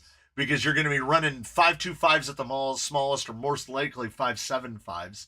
All of the fattest lad in the Crawler Canyon Class 1.5 guys is like 5.6 pounds. Because he has tiny wheels and tiny tires, and they have lightweight bodies, and some of them get away with it better than others. But the tuning, when lightweight always, is infinitely more difficult. I haven't touched a link position or anything really on our Argenum in years. I just take him and he goes. His single biggest drawback is his big body, which is high up and heavy, but relative to what he is with a VFD twin and all the servos you need to run and all those things, he's not a fat pig. He's not porky. He's not porky. He's 7.5 pounds, and his wheel, tire, insert, and axles is half of that. So, it's you got to decide what you want to do. I've got two SCX-102s that have fusions in them. One is a Pro and the other is an SC. All I had to do was remove a corner of the battery tray. See? All I had to do. Well, no. I have so many questions because corner of the battery tray. Your battery tray doing where the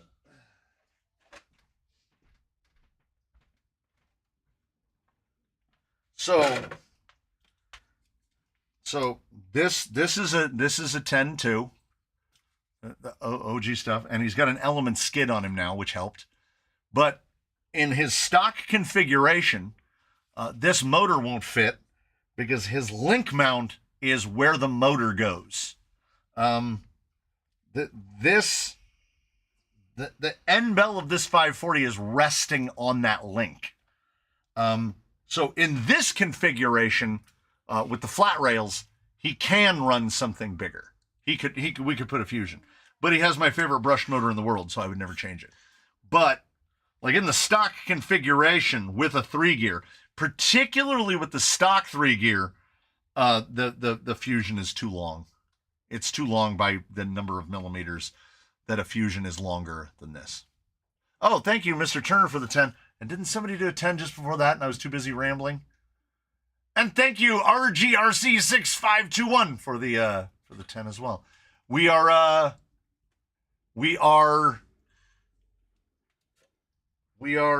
keeping the sawtooth alive. Skid is the other way around though. Yeah, see, I fudged it because motor is on the passenger side. So you're definitely not running a dig box. Oh, yeah. If you're running a 3-link and you have it flipped around the other way, the motor will clear on a different skid because there's no link mount right here. But if you're running any kind of dig box or you're forced to run the motor on this side, it won't fit because the skid has link mounts on it and the motor will hit the link mounts. And it's not a link mount that you can remove because it's the link mounting point for the rear upper link on that side. So you can make it fit, but it won't for this. If you put a dig box in it, it won't fit because the link mount will be right in the way. So the way I got around it was I just changed the skid. I want to say the skid in here might be his old skid or it's newer. I don't remember. But if you can fit a fusion, run a fusion. There's no need. Well, I mean, if it's a 10-2, you're putting an SE in it, right? What need have we for anything else? I want that right about there. And we'll go with lower first. We just want to guesstimate. That's like a 140. Yeah, long story short, it's meant to fit a 540. 100%. When they designed that thing, that's all there was. So we can't exclusively fault them. What is Vanquish are just shorts, right? They're just, yeah. They're 4mm shorts. Yeah. Like these guys. Joined late, but heard discussion around Stumpy motors. Is Stumpy motor a bigger and more powerful version of Pancake motor? No, the Stumpy is actually a 380. It's a tiny little thing. But when I believe they were using Stumpy as to refer to short motors. And when we say Pancake, I call pancake anything that's around that 3625 size. That's a pancake. Anything, because so at 3625, maybe at 3630, depending on how they measured the 3630, how they're coming to that determination. Like the hobby wing is a little chunky for something that they would refer to as a 3630.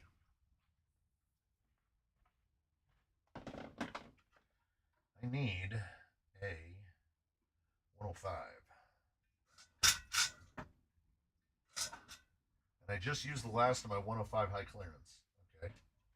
So then we'll change link ends. See if we can't get away with something else. That's not a lot of pinch. I don't think I need angled, but I do have a lot. Maybe we'll do it anyway. Because maybe different rod ends will drop me down to a 105. 40, 100. I have a bunch of 100 HCs.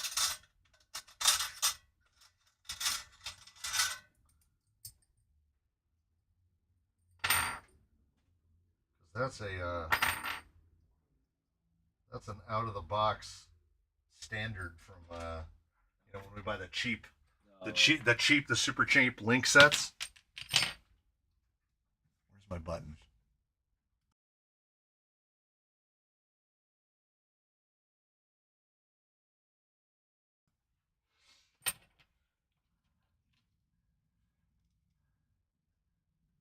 Yeah, assembling my Vanquish Origin.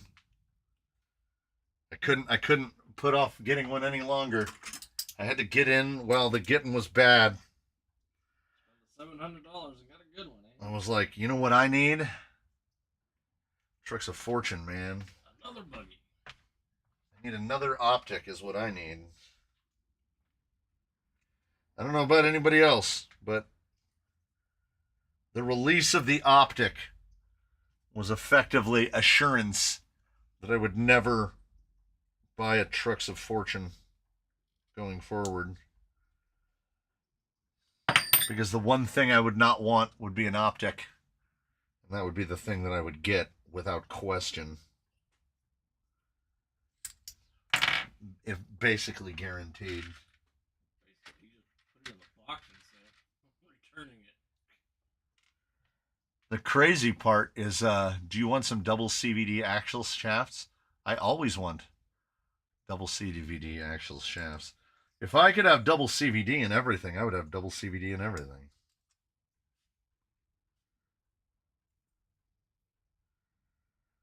Now this is double Benty, so it's got to face this way. And because we're confined by this, we're gonna come out. I invite everyone, one and all, to neglect to assist Mr. Hurley in making fetch happen. We're just gonna we can leave Gretchen to his own devices. I will not play his reindeer games. My wife already has too much influence over every aspect of my life.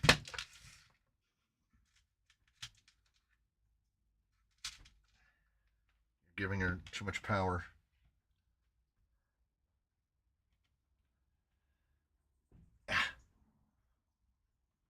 Hey! I mean, this qualifies as Trucks of Friday, I suppose. It's Friday, we're building a truck. We might be doing it next week too. Scientific method of determining fastener length required.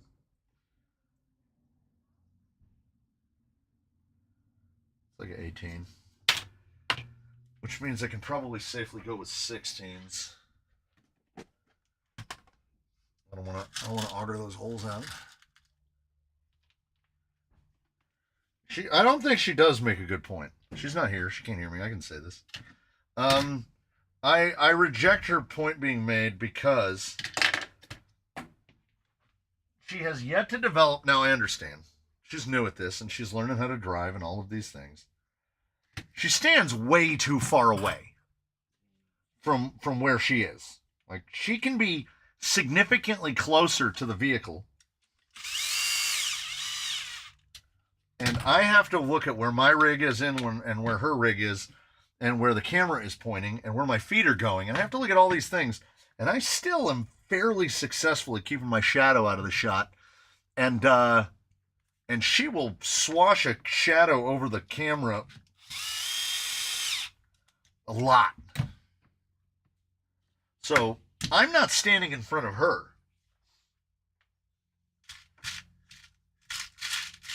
I'm going to complete that thought in a second.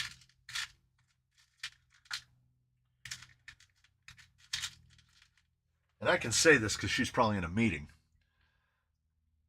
She's standing in the wrong spot.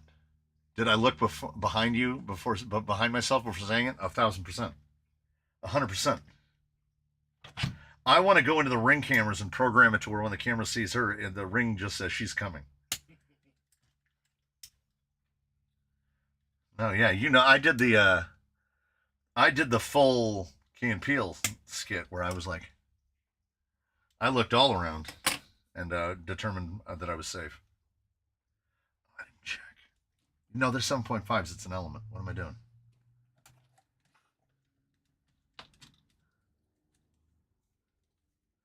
The perfect use for AI. Warn me that my wife is coming.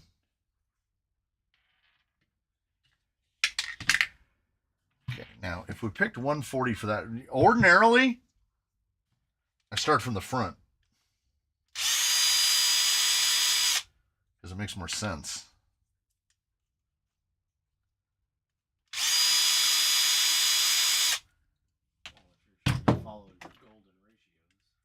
Well, if you start from the front, you have to, because you gotta get your panhard position right. We're just, you know what? I'm super lightheaded. I can say anything I want when she's not around. That's true. It's true. She doesn't watch the videos. She doesn't watch the lives. She doesn't have any time. She has a job. Maybe people will inform on you. There ain't nobody watching this live that knows her. He says with a disgusting level of hubris.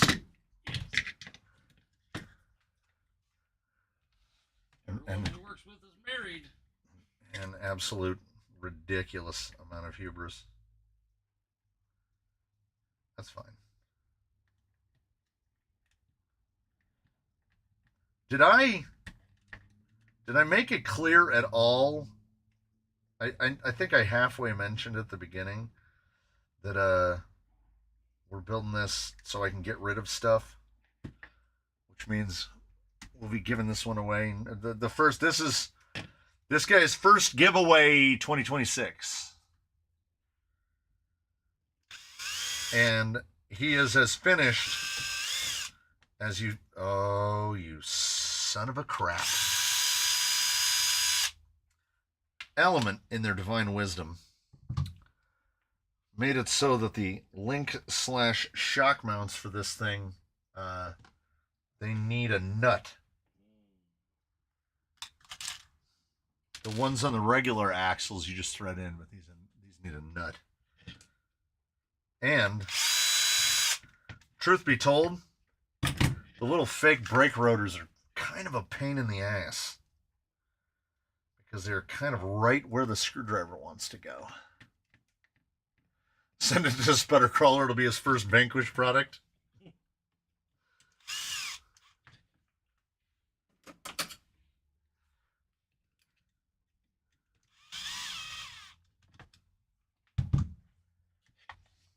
So if we can get a Wibis, if we can get a wheelbase set, I'll call that a win. I don't even know how long I've been at it. Oh, a good while. Name this one trash, so whoever wins it has the excuse to take the trash out. We're giving away trash. I'm holding back a secret. I'm holding back a secret. I'm picking up my daughter from school, and they have some nice rocks from Micros, and I'm crawling my Micro, and all the parents are giving me funny looks. They can, you know what? You know what? I bet at least one of those people unashamedly plays pickleball, and they should be ashamed about that. You have a child. It's not like you're there on your own. No, that's the thing. Here's the thing. Does anybody give funny looks to some dude who goes out and plays golf? And what is golf? But there's a designated area to play golf. You put a funny hat on. There has to be. There has to be. Yeah. You can't just walk out in the street and play golf. Can't. No, you got to go pay $100 to go hit a ball with a stick at a place where they pay guys to mow the grass that you hit the ball that you hit with the stick onto. No, I would look funnier at people playing golf than I would look at people playing with toy cars. Those people are just jealous. That's what it is. Because they wish they could relive their childhoods and they're not doing it. They wish they had a toy car of their own. Wish they had a toy car of their own. I'm thinking already that this push that it's too far back. The rear axle 140 is too far back. That's why I said that if we get a wheelbase set, we're ahead of the game. Yeah, that's like 335. I don't know how I do this. That should be right there.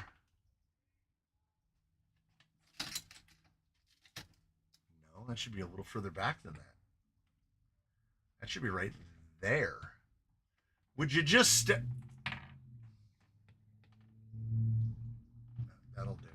That'll do. That'll do. Okay, we can shim that out a little bit. That'll be fine. That'll be fine. It'll be fine. That is 325. It's basically exactly 10 millimeters too long.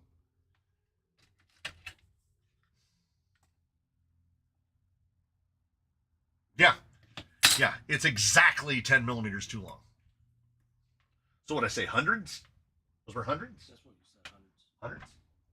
You said you had a bounty of hundreds. I do not have a bounty of 90s, but I do have some. As long as I have a matching pair, we're in the game, and I do. Now, is that just you? Is that a match, or does it really matter? What? Links. Is that from the same set? Well, that's the thing. They're just in there loose. My question is, does it matter if one's got a funny... Why do front links have to be shorter than rear links? Because we like to go uphill. It's going to move your weight bias forward. And it's also going to alter the way or the tendency, the proclivity to go over backwards. Because it's a longer lever arm that it has to push against to flip over. I mean, just look at skid forward. I honestly think that a lot of the skid forward stuff goes too far. Because they get to the point where, like, you can't even get a drive shaft that's short enough to go in the front. It doesn't matter. Both are really expensive hobbies. I don't think, even I, as an internet idiot, I don't think I'm coming close to what somebody spends on golf. And I don't mean like a casual golfer. I mean like, you golf every weekend, and at least once a year you go on like a trip and you go golf somewhere. You go to Mauna Kea, or you go to, what's that one in Scotland where they play the nation course. Yeah, you have like some dream car, or you go to the Caribbean and you play some golf down there, right? That's, in my mind, that's a golfer. I mean, I understand that in this generation, we have a lot of people that their only exposure to golf is they go to the Top Golf and they whack video game golf balls up against a net. Basically, anyone explain to me how golf replaced bowling?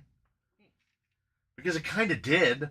Because all the bowling alleys are gone, but they're building Top Golfs everywhere. St. Augustus. I've been to all these golf courses because the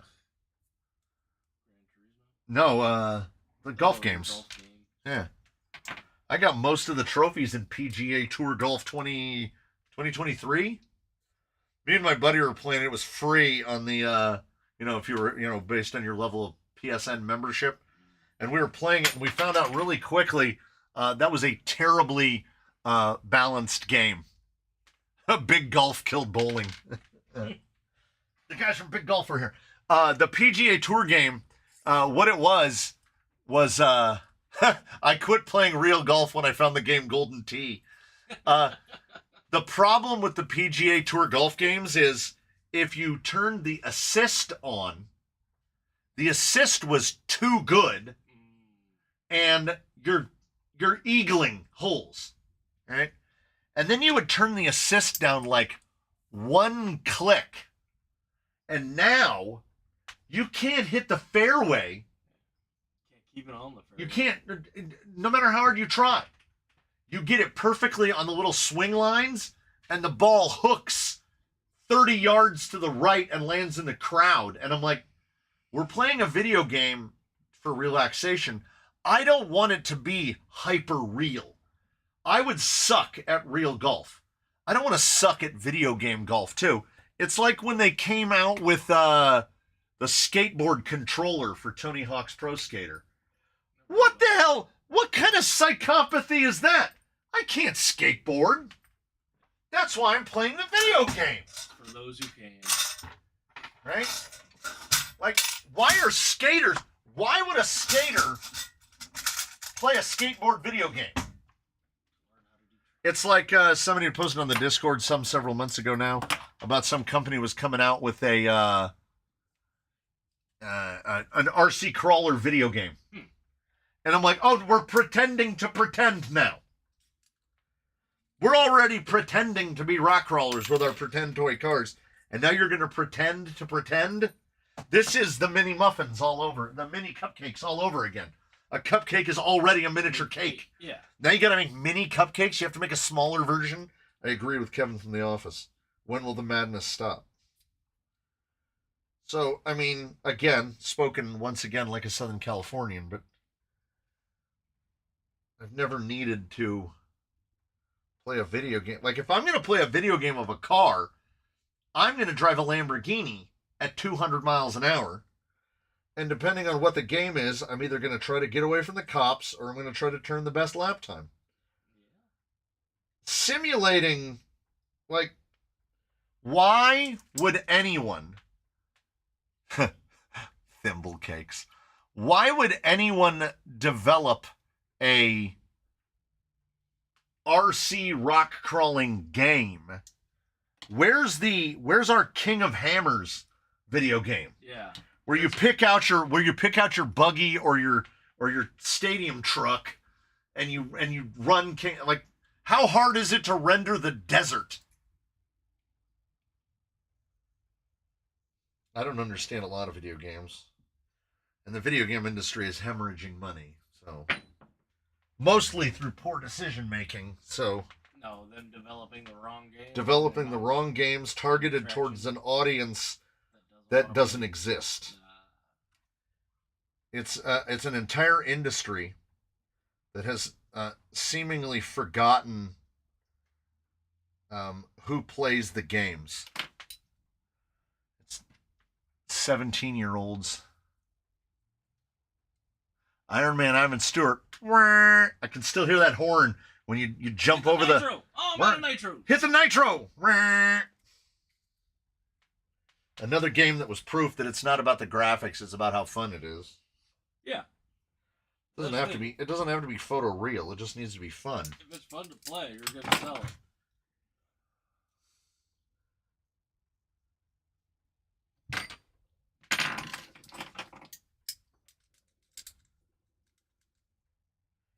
I've always seen video games as like I've played Tony Hawk Pro Skater because I can't skate. I've played PGA Tour Golf because I know I would be terrible at golf. You play Gran Turismo because you can't drive well. I play Gran Turismo because I don't know how to drive. No. Driving in Gran Turismo is fun. Driving in the real world sucks. Well, and again, how come nobody has a driving your commuter car to the supermarket simulator? Because they kind of do. Kids will sit down and play Farming Simulator for hours and hours, so proof that something floats everyone's boat. But none of them will go out and become farmers. Seems like too much work. I want to play Farming Sim 12 hours a day. I play Call of Duty because I can't shoot people, right? I play Super Black Bass because the fish actually bite. I can actually catch a fish. Actually catch a fish. And you might accidentally, hit a prostitute with a car. And nothing will come of it. The idea of train simulator confuses me. Yeah. Well, but are you on board with all your nuts in the basement that build their train sets? 100%. Because that's the same thing. No. They're simulating trains. Right. That's why a train simulator video game is insane. Because the only argument you could make for it is, real trains are too expensive. Well, but I mean, look how much money you'd invest. No. Versus $100. Nope. What you're making is called a false equivalency. So it's a baseline. It's a simple logical fallacy. They are two completely separate things. When you play the video game and then you press the button and it turns off, what do you have? Nothing. You have nothing. You bought nothing and you have nothing. It killed some time. It is a pastime, one might say. I would consider building tiny trains a pursuit because it's another thing. It's just like this thing. You can spend a lot of money on tiny trains. But tiny trains are cool. And I put it on the front. You can be mostly normal. My grandfather loved trains. It's all that lemonade stand game with updated graphics. All games are the same, really. All movies are the same. All books are eventually the same. The only ones that we remember are the ones that aren't the same. I'm getting a stitch in my side. I play Pokemon because I can't fit my dog in a pillowcase. That's fantastic. It sounds lighthearted yet dark at the same time. I think that's why I like it. My grandfather was an HO scale man. We also had some N gauge. I would never tinker with N gauge. N gauge are the minis of the train world, and I didn't like them then. I bought my wife a Disney Christmas train because my wife's office looks like a Christmas kiosk in the mall. And we had no idea. Had to order it sight unseen. Couldn't find. All she wanted was a little train. She has a table in her office, a little table. She just wanted a train to go around that table. So it said that the circle was X number of inches. It was like 60-inch circle. And I was like, that's perfect. It'll go right around the train. It'll go right around that table. I really didn't think about how big the train was going to be. Like the engine is probably like a foot long. And the cars are probably 3.5 some inches wide. I think they're like, it's a gauge. It's a gauge. They're all gauges. But it's a bigger gauge because like a 4-car train is like 2 feet long. Right? We didn't anticipate it was going to be that big. But look, thankfully, we do have to adhere to the you can't have everything. See, Eddie Design just mentions the exact reason. I would have at least one slot car track. The slot car tracks were the thing that in my youth I drooled over in the Sears catalog like nothing else. I drooled over those. Oh my god, the AFX sets with the Indy cars. Oh, and the Lou, and then go around the tri-level track. This one has 74 feet of track. I'm like, that would be amazing. Those things are expensive. And where do you put it? Like, where do you put that? I would have a slot car set guaranteed, but I absolutely do not have the room for one. Is it safe to use contact cleaner to spray into outrunners to clean out dust? I don't know.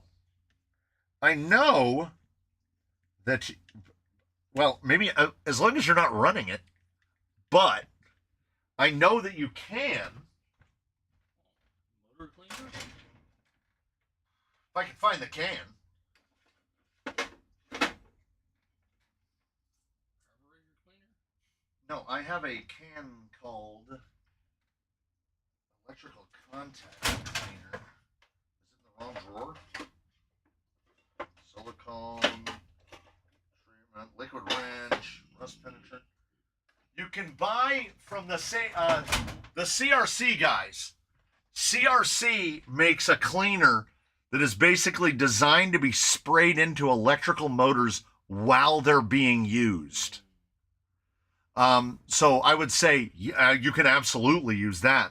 Now, why I'm neither recommending for or against spraying contact cleaner into that motor is because I used an electric contact. I used a spray, an aerosol, a similar aerosol to try to clean out a shredder, a paper shredder. And then when I plugged the paper shredder in and I pushed a button to make it turn for the first time, it was running off of a brushed motor and it went boom! And it like shook the whole thing, and it like maybe a little bit of pee came out. Just a tiny little bit of pee might have come out because it scared the pee out of me. So there is a possibility that the first time you run it, it'll go bang, but it'll be fine. Like it's not going to blow the motor apart like a grenade or anything. But I don't know. I do know that CRC makes a electrical motor cleaner that you can use on a motor in use. Like your compressor is running, you can clean the contacts out inside the motor while it's running. Well, but like the ones from like the RC shops. Right, like RC cleaner? Yeah. Can you even wait, I gotta answer that question. Yeah. The sketch is getting ridiculous. Well, because I know they used to sell motor cleaner. Does this stuff still exist? Like, is this stuff still around? Is this endorsed by Reedy? Endorsed by Reedy and Team Associated. There's still a little bit in there.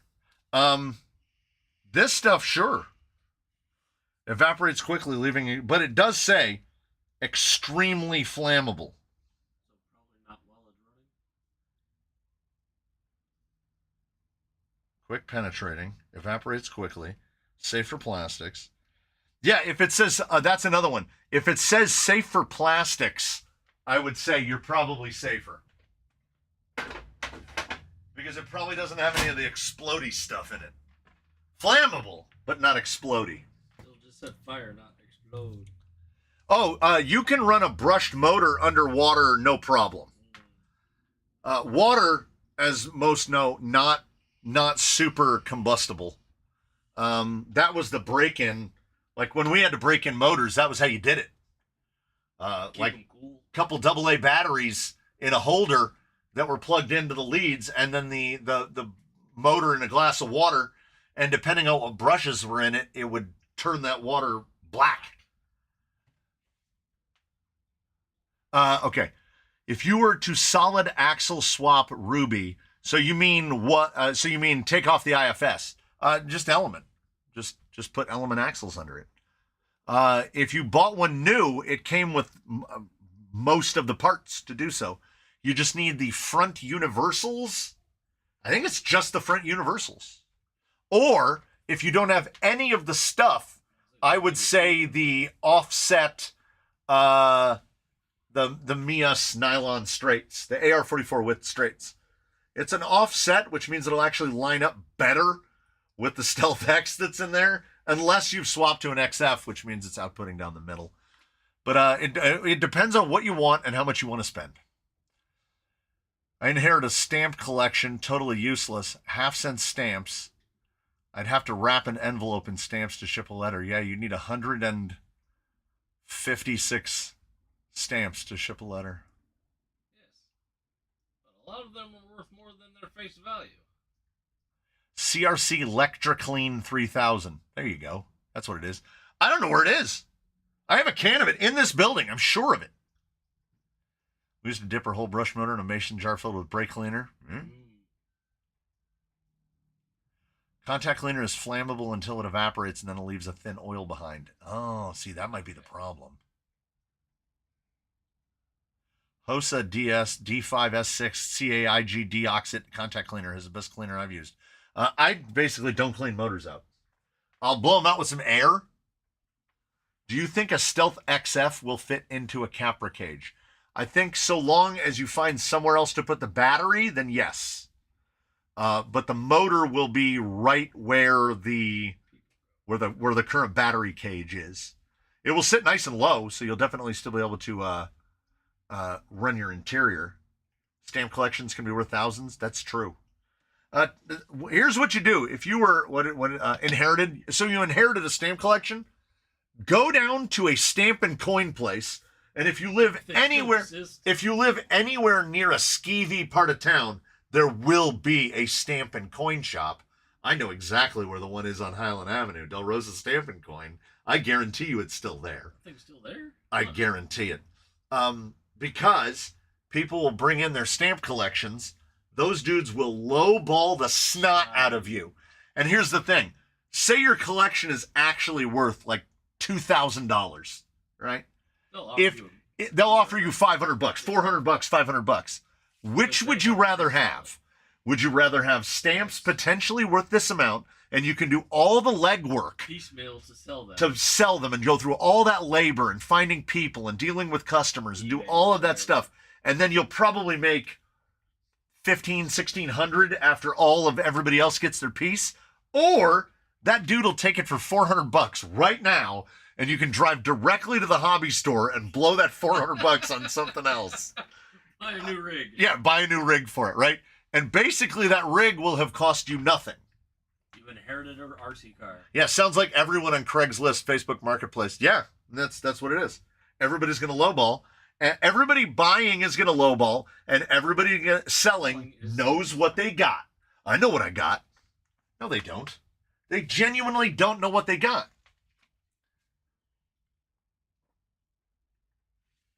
Hobbytown lists that motor cleaner for in-store purchase only. Yeah, they don't want to ship it. It's like the only reason I go to Hobbytown. Paint. If I need a Spaztics or a Tamiya, I will drive down to the Hobbytown. Or, more likely, we'll be coming back from like Anaheim or something, and I'll go to the wife, I got to make a stop for a minute. And I run into the Hobbytown, I grab a couple cans of paint. But I have not bought a single can of hobby paint since I discovered Glidden Max Flex. Well, yeah, but now is it more to ship it from like A-Main? Or is just the... I know A-Main sells it. Right. A-Main sells it because A-Main has the best boy shipping price deals. Yeah. Where they can give you free shipping on something that would cost you $75 to ship. So the Hobbytown probably doesn't have that. So they're going to have to spend $9, $10, $11, $14 to ship it ground. Hobbytown is A-Main. No, it's not. A-Main owns Hobbytown, manages their inventory, their back end, but they don't do any, like they are still independent. Okay. It's like, it's I like want a store and you provide everything. It's like what Netflix claims they're going to do with Warner Brothers. We're just going to let them be. We'll own them, but we're going to let them do their thing. We know this isn't true. But I don't know why. Is there that much? Technically, stamps are legal tender. So places are supposed to have to take them. You can pay for things in stamps. Yes. Because supposedly, you can take the stamps down to a post office and turn them in for money. Because stamps are supposed to be treated as currency. Or at least they used to be. Speaking of Hobbytown, how are they still in business? It's the most expensive place I've found to look for buy anything. Because Amain bought them several years ago, 4 or 5 years ago. Amain was doing basically, or whoever was also doing Amain's was doing like the web hosting and web management, which is why if you notice that going to the Hobbytown website looked exactly like going to Amain. And then Amain finally, I think the word is acquired them. So they own them, but they still operate them independently. And I don't know why. Like, why does the Hobbytown name have enough name recognition that you wouldn't just roll them all and just call them Amain Hobbies? Because you would think that would work better. Well, as for those, I don't want to go to Amain. They're the powerhouse. I want to support my local business. I want to support my LHS. I noticed that years ago, and I knew a man had purchased them, and it seems it would be a boat anchor without changing some ways of doing business. Well, we often think in terms of like profit, and you think all businesses do, but there's a lot of businesses that, you know. I mean, look at a hobby store, how much you have to put out to get the product. Yeah. And there's also the deals. There's the deals. Like how Amain is now the exclusive distributor for J Concepts. That just came down the pipe about 2 weeks ago. That's a huge get for Amain. Yes. That's a huge get for us because now we don't have to pay $21 to have a body and a set of tires shipped from Florida. We'll get them for free and we'll earn points on them. So I don't understand. I ran a small business adjacent for 20 years, and I don't understand how businesses manage or fail to manage overhead, but most of them do. A lot of your money goes out paying employees. And I didn't have that. That helps. Probably right about there. Figure nowadays, what, minimum wage 15? I think it's over 15. Even at $15 an hour, you're open for how many hours? You got how many employees you need? Yeah, that's why they don't want to pay anybody to work full time. Yeah. I'm gonna say 125. Right about 125. If I go to that hole right there, if that one's accessible, which it kind of isn't. Okay, then let's make this a little bit 10-2. And it's a VS4 10-2. It'll be fine. I think it's still about 125. I think we're gonna go with 125, and we'll modify it as we go. I thought of opening an LHS, but the inventory needed makes my head spin. Yes. There's so much money you have to put out. That's a good point on the J Concepts aspect, and yes, business is completely the opposite of what I would consider common sense. Yeah. The Hobbytown in Springfield, Missouri has been good for me thus far. I live near St. Louis, though, so I'm not there often. Yeah, I want to say I'm pretty sure Hobbytowns are franchises. Like you buy a franchise to be a franchisee. I don't know that for sure. But it certainly makes more sense than company stores. Open this here. Because franchises, regardless of what is being sold, make more sense to the core business, because then all of the risk is assumed by the franchisee.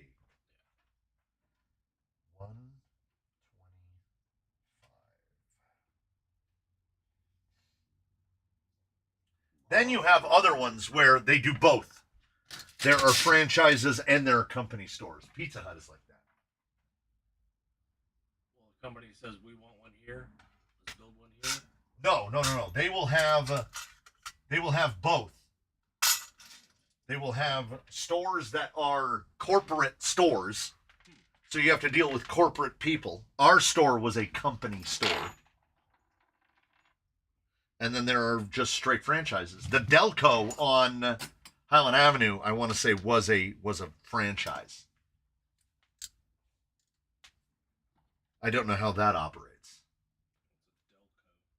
Delcos are what we called the Pizza Huts that only did delivery and carry out.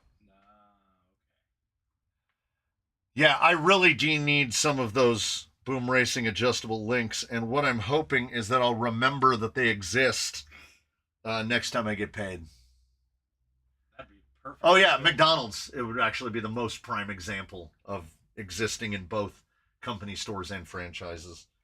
I know for a fact that the one down the street from us is a franchise because they've gone through at least 4 owners since it opened. And also, why they tend to go through so many owners is the quality changes on it. And it's a McDonald's, man. The McDonald's experience is supposed to be that it ain't good, but it's quick. It ain't cheap. It used to be cheap, but it ain't cheap no more. Now that the wife can't have gluten,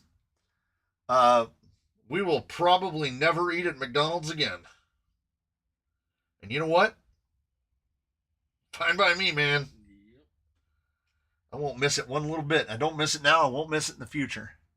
Well, so corporate will decide to build a store somewhere. Yeah. Or like someone says, I want a franchise and build a store.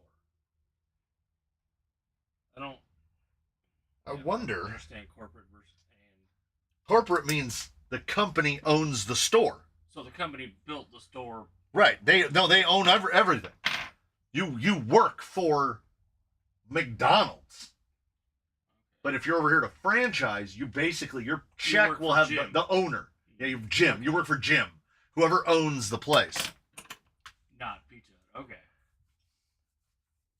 Okay. Taco Bell is the craziest one. 2 stores 15 minutes away from each other have different menus and sodas. We have the combination KFC. Taco Bell KFC. Do you have any spare 2.2 Canyon Trails? I do. Hey! Single Speed RC! Welcome to the asylum. You've come here of your own free will and accord, and for that, we will ever question your sanity. Most people operate in a method of subscribing and then never watching a video, and then they get gifted a channel membership a couple of years later. A buddy of mine has been gifted a channel membership like 4 or 5 times. Doesn't watch the videos. He only subscribed because he's being nice. At that time, right? you needed subscribers. Yeah, I was like, subscribe to my channel. He was like, okay. Kind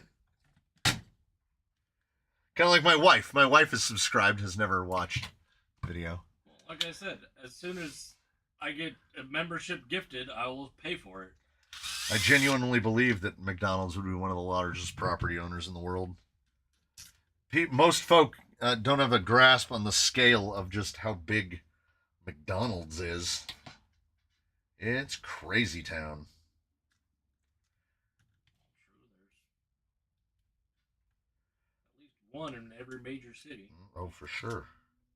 And more importantly, they tend to build those McDonald's out where there's nothing else. Did you know Vanquish had a half-off section on their site? Yes, I do. That's, So I got this dig unit. Someone was kind enough to send this dig unit in to me. I received an email about 2 years ago where he said he was buying the dig unit for a VFD, and he didn't know that Hertz dig unit was different from the Hertz dig unit that he needed. So he was like, I don't want to go through the hassle of the returns and all of that crap. He goes, it's my fault. He goes, so I'm just going to give it to you, And he goes, then I'm going to buy the right one. And I was like, fine. So this was bolted to a Amazon cheapo, cobbled together gearbox for several years. And then someone mentioned that in the Vanquish outlet, they had the gearboxes. And I got that gearbox for $25. I think it was $25. And the colors very nearly match. Now, they would have been anodized several years apart, so it's not entirely surprising that they don't match. McDonald's probably doesn't really own a lot itself. It's mostly just a licensing firm. Yeah, they just collect money. They collect money. They just make revenue. They're landlords. Basically, you got to buy everything from McDonald's. You have to buy it from their suppliers. Cisco Foods is probably who it is around here. And you have to abide by a very strict, like the fries only come from here and they have to be cooked like this. And the burgers must be presented like this.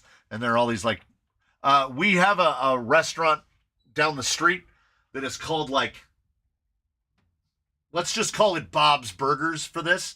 And it was supposed to be a Dairy Queen. It was previously a Dairy Queen. And the guy was franchising and had built a new building, beautiful building. And then when his franchise came up for renewal, Dairy Queen wanted like 5 times the amount of money for the franchising. Because now he had a new fancy building. So he was like, kick rocks. And he opened Bob's Burgers. And he's probably doing nearly as well as he would be doing if he had the name recognition of the DQ attached to it. Yeah. Though, I've never really been one to consider Dairy Queen to be, oh boy. Let's go to Dairy Queen. Oh, haute cuisine. I don't think I've ever in my life said, let's go to Dairy Queen. Well, the only reason you go to Dairy Queen is for their frozen blizzards and whatnot. Right. Those bring you in the door. Every time, so we have a Dairy Queen that's right across from the Redlands High School. It's about 5 miles away from here. Every time I go in there, I get a feeling. This feeling rushes through me, and the feeling is that of, I bet, I didn't see it, but I feel like a rat just ran through here. Like a rat just ran by. Like he saw people coming, and he hightailed it. So you associate with Dairy Queen with infestation? That Dairy Queen, okay, there was a Del Taco down near the mall. And we were going to that Del Taco for ages because it was one of the oldest Del Tacos around, the one on E Street. Yeah. And one time we were sitting there and we were eating chicken soft tacos. And I say to my buddy that's sitting across the table, I go, hey, look at that. And we turn right at the same time. And it was those big plastic molded booths that are hollow on the inside. And they had the old Del Taco colors, which was like green and red. And I go, hey, look over there. And a mouse is just trucking down the aisle in between the benches, just trucked and then just made a turn and headed towards the kitchen.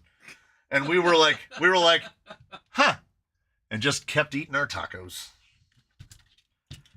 Like, what are you going to do? It's too late. Yes, it is too late. It's by definition, it is too late. Taco Bell nachos must be specified to throw a smattering of ingredients into each corner of the box. Okay, unpopular opinion, all right? I know there will be people that will argue. I still, and don't listen to him, he's a rambling buffoon. I still think that In-N-Out is wildly overrated. In-N-Out is oversalted. It's overrated is what it is. It has nothing to do with the salt. They took all the salt that should be on the fries and put it on the burgers. Yes. Okay, it's overrated. It's fine. It's decent food. It's decent. It's just like yeah. Chick-fil-A is wildly overrated as well. I don't like Taco Bell. I only like Nachos Bel Grande from Taco Bell. Right, like I don't like if there is any place to eat other than a Taco Bell, I will go to that place. Yes. I have eaten Taco Bell one time in the last 25 years, and it was completely forgettable. Yeah. And the only reason I had to eat there is that in the basement of the Los Angeles Museum of Natural History is a damn Taco Bell.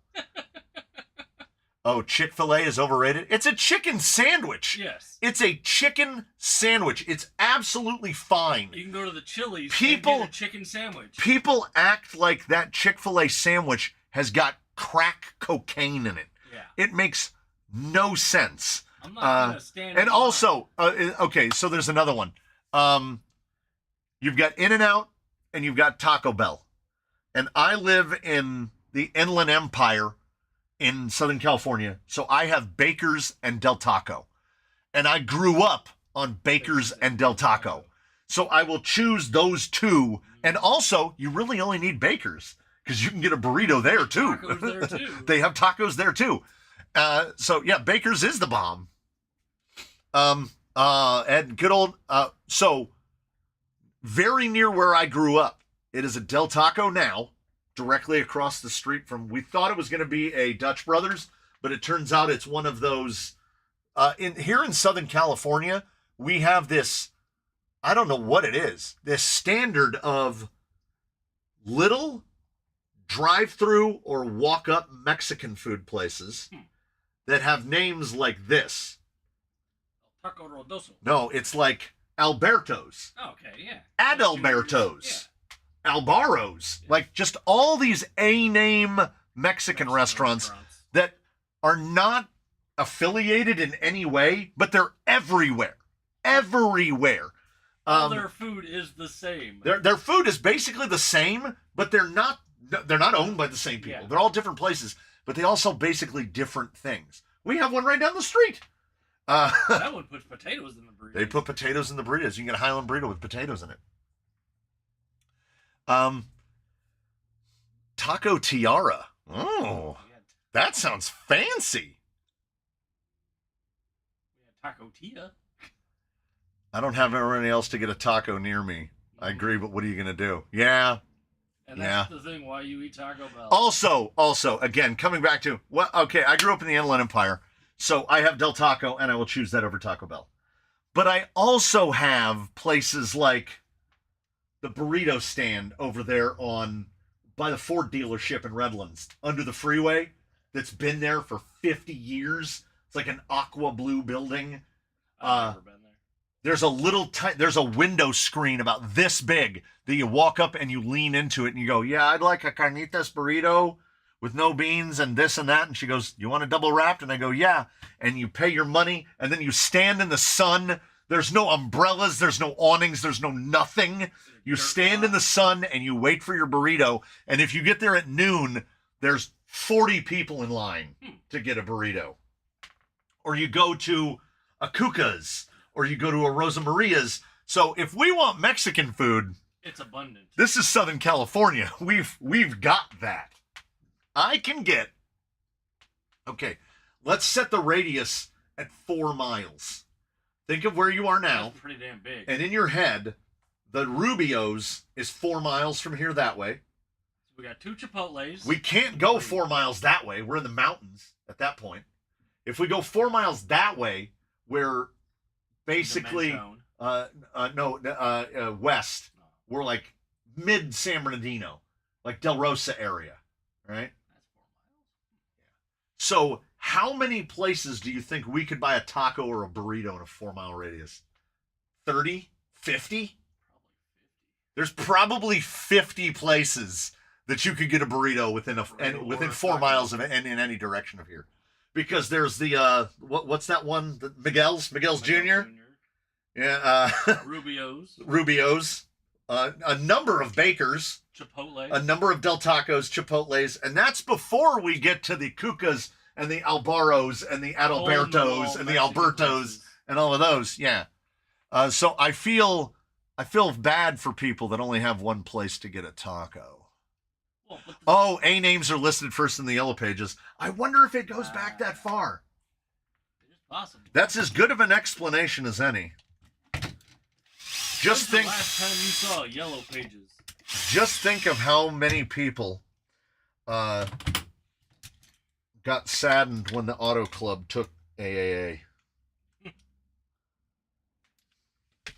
That's a good get. Automobile Association of America. Oh yeah, also Rigoberto's, Eric Bertos? Yeah. A lot of Bertos. What would a Mexican Denny's be called? Oh. Okay, an Italian Denny's is Olive Garden. Because the food there is edible. But if there's any place near it that serves something like we have a place called Two Guys. Chili's. Right? Like, ooh, is Chili's Mexican Denny's? Is Chili's Mexican Denny's? No, I would voluntarily go to a Chili's. But Chili's really isn't Mexican anymore. They have nachos and shit like that. They got fajitas. They don't really do burritos and tacos. What the hell is a Baker's? You wouldn't know what Baker's is. Baker's exists exclusively in the Inland Empire. Think of a White Castle for Southern California. Yeah, but also that think of a restaurant that serves hamburgers and burritos in the same restaurant. No way, Chili's isn't that bad. Chevy's is Mexican Denny's. I think he's right. There. We used to have one.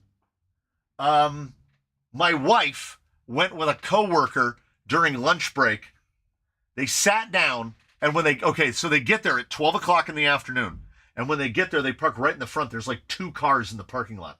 That is red flag number 1. Mm-hmm.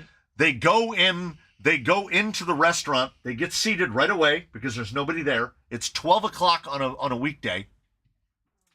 And they ask the waiter, what's good? And he says, oh, I don't eat here. Yes, that's... Just get up and leave. Yeah. Just get up and leave. If the staff doesn't eat there, you shouldn't either. Yes. But she did, and she said it was one of the most depressing meals she's ever had in her life. And I was like, you had it coming. Yeah, Chevy's, yes. I agree. Chili's, here's the unique place I think Chili's exists in right now. Right now, in this minute, you could go to a Chili's and eat for less than you could eat at a Carl's Jr. Yes. or any number of other fast food places. Like sit down and at eat. A comfortable booth. You can sit down at a booth with refills on your drinks and eat for less. You don't have to get up and refill your own drink. Yeah, they'll bring it to you. Oh, Single Speed RC. Where did you used to live? Because Single Speed RC knows about the hat. Ah. Delicious pastrami's. Delicious pastrami's. Because the hat is. I imagine in the Upland area. Because the hat started. Yeah, that one on Mountain is the OG. Yeah. And then it came to. Single Speed RC Rancho Cucamonga for 10 years. Yeah. So right there, yeah. Yeah, we've got the one at so we've got Victoria Gardens, the one in Upland, and where's the other one? I know we've eaten at all of them. I only thought there were those 2. No, there's another one. There's 3 of them. Is it in Pomona? Does Pomona count as Inland Empire? No. That's LA County, isn't it? We patooey on that. We went to Five Guys a few weeks ago and afterwards decided we should have gone to Chili's. Yeah, you would have saved money. You definitely would have saved money. We're California refugees. We're in Arkansas now, so I'm sad hearing about Mexican food. Yeah. I was up on the hill above Lemon near Haven. I know all of these places. Nope, I've been to Haven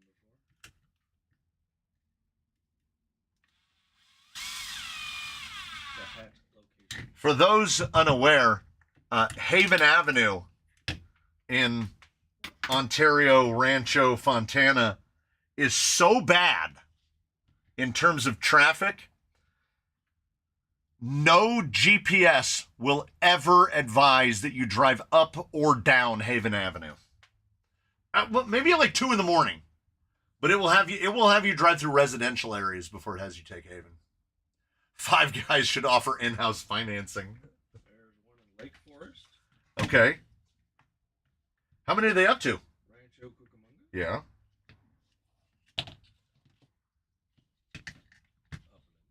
Upland. We know of Upland. Monterey Park. Five Guys fries is good. It took me 3 times eating it to decide if I liked it. There's one in Glendora. But the price is appalling. Oh, there's a bunch of hats now. There's one in Brea.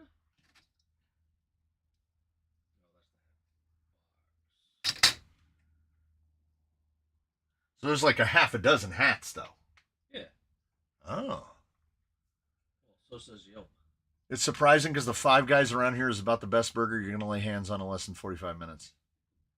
Well, we have this thing called hate burger. I went to your Five Guys. The owner is not living up to the standard of other locations I've been to. I'm not surprised. Yeah, I didn't see that. I'm not surprised. And the thing is, Five Guys now is so expensive. You can literally eat Hate Burger for the same money. Yeah.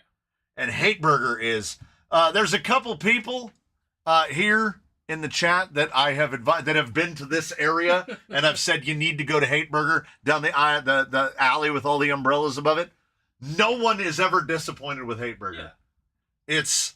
It's so good. And for 4 people to eat Hate Burger, it is $100. Is that burger and shake? That's burger and a shake, yeah. And fries? And burger, fries, and a shake, yeah. You can knock it down a little, but when me and the wife, because the kids don't like it, yeah, we will get $2 burgers, 1 fries, and 1 shake. We split a shake because she's all gym life now. It's still almost $50. Yeah. It's ridiculous, but it is really good. We have it 3 times a year, maybe. I'm now considering a 2,000-mile one-way trip just to get the hat. Oh, no, if you're coming to SoCal, if you're going to make a 2,000-mile one-way trip, you got to spend at least 3 days here because we can take you to all of the places you should go to. You need to eat a Hate Burger. You need to go to the Hat. There's a number. Bakers. You got to try a Baker's. In-N-Out. There's a lot of places that are only here. Yeah. That you can't get other places. Because, like, people mention, oh, well, we have this. Like, we're never going to get a taco tiara. I want a taco tiara. Is A&W nationwide? Does Hate Burger use real meat? Yes, but Hate Burger also has vegan everything. So you can get a vegan burger, you can get a vegan shake, you can get all of the vegan stuff. But no, their regular burger is definitely meat. Anytime my wife and I can get a lunch that is tasty and a drink for both of us well-fed that's less than $40, that's a win in my area. Yeah. Where do you live that costs more than here? Are you from England? Because I know England costs more than here. Big, good. Expensive. Yeah, $40. We can get away under $40. Because we can go down to the fucking Black Angus. Yeah. $15 a person. I think that's pretty close right there. I never understood why people love Red Robin. I will skip birthday parties that are held there. I feel you too. Yeah. It's overrated burgers. Red Robin is. Go to Black Angus, you'll get a better burger. Yeah, Red Robin is almost inarguably overrated. I'm having a mind storm. I'm having a mind storm right now. Or lightning strikes in your brain. Where lightning strikes in my brain. There's electricity in my brain right now. I want to hear weird music. I want itchy, scratchy brain rhythms. Okay. I still have some little pokey boys. These are the wires that you use to suspend insulation. You put the insulation, then you wedge these in between rafters. In between the wood, you wedge these things in there. A lot of restaurants living off past successes. Man, that is a startlingly and saddeningly true statement. Or the success of another one of those restaurants. I'll keep relating it forever. I was shipping something back to someone. No, it was an Amazon return. Oh, God. Crapplebee's? Yeah. Okay. JD Duncan asks, what are my thoughts on Applebee's? Applebee's is... Okay. Do you guys remember the show Fringe? Where the guy had opened a portal and it was basically just another reality? Applebee's is fringe Denny's. That's all it is. It's Denny's, but you go through onto the other side. That's all it is. That's what Applebee's is. It's a more like hoity-toity Denny's. But it isn't. The food is the exact same. If somebody shillelied you and knocked you out in the Applebee's and you woke up in a Denny's, Applebee's, when you're too lazy to microwave your own food. There you go. That is Applebee's. That's amazing. Oh, that's so good.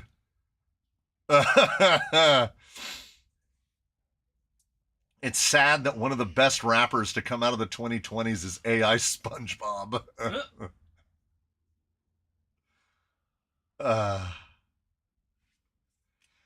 So Denny's will always have a soft spot in my heart because in my youth, when my wife and I were young, one of the only places that was open late, because we basically live in the country, was Denny's.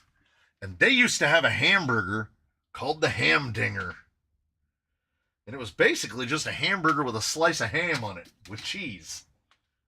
And it was amazing. They also had that sandwich that was massive. 118. Am I going to be able to fudge together a 118 link? Eddie White has never been, when I was young, probably, if I'm remembering Mr. Hurley's age correctly, probably right around when you were born. For a frame of reference, Mr. Hurley, if you've forgotten, my wife and I had our first date on the 22nd of January in the year of our Lord, 1989. So apply that to your own age as is necessary. The front lower needs to be 118. Give or take. Grindy? Well, no, that might line up depending on the ends. That's like a 72. So it's a 70 millimeter link with a thread or two showing. Now the question is, do I have that? Because maybe I got them in high clearance. I don't have any straights. Well, but now, the way the links are, can you cut more threads onto one? No, because they're reduced down. Nah. These look like stock elements. They'll work. Moons over my hammy. That was Denny's. That's Denny's. That was Denny's. The Dagwood. That was it. The Dagwood. That was the giant sandwich. Yeah. The Dagwood. They used to have like a super man. Bird, which was a turkey sandwich. The world needs a fringe division rock crawler build. That was a good show. I might have to rewatch Fringe. It's got to be on something. Let's see. Charles Hurley graduated kindergarten in 1989. 1989, I was 7. And he's been to faraway lands certainly more times than either of us. Not by choice. I've never been past. I just did a team GT12 endurance race in my T1. Got 5 laps up over second place. Nice. How easy is it to swap out an axial 3-gear spur and pinion for a belt drive? Really easy. Really easy. You basically unbolt one and bolt the other one on. What's easiest to do is put the belt over the small cog, which would be the pinion, and the big one, and slide both on at once. Because trying to not wedge the belt over can stretch the belt. But yeah, it just bolts on. And meanwhile, Chuck Hess got out of the Army in 1989. Look at Mr. Hurley. I graduated kindergarten. Show off.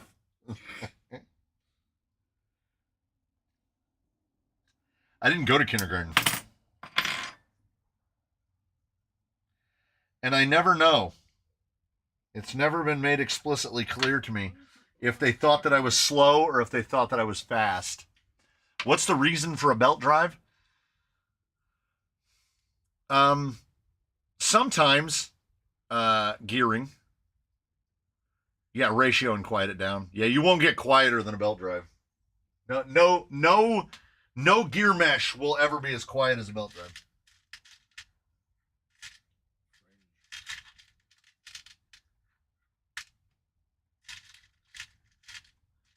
I hope I got this right.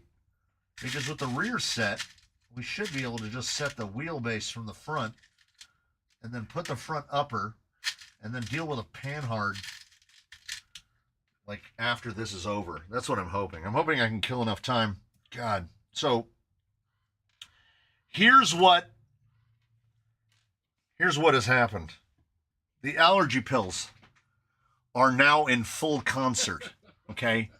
They are in full concert. But what is happening is if I turn my head too quickly from one spot, like if I'm looking over here and then I look over here to where the nuts and bolts are, it takes my eyes a second to catch up with my head turn. I'm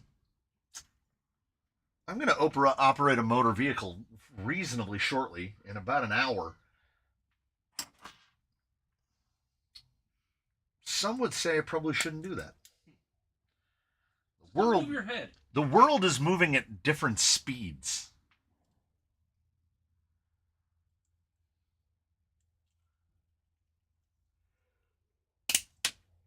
Yeah, we forget that Mr. Hurley is a youth.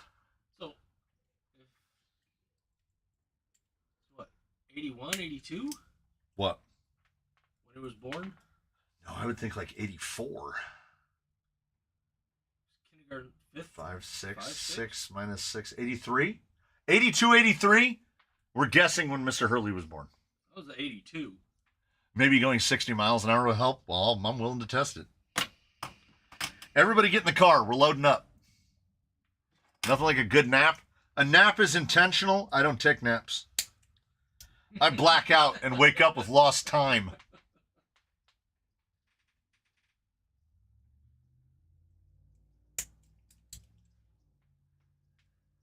I get that feeling from Benadryl as well. It's very odd, like my eyes are shaky. Yeah. Yeah. Me and Neil Daniels. 72. 72.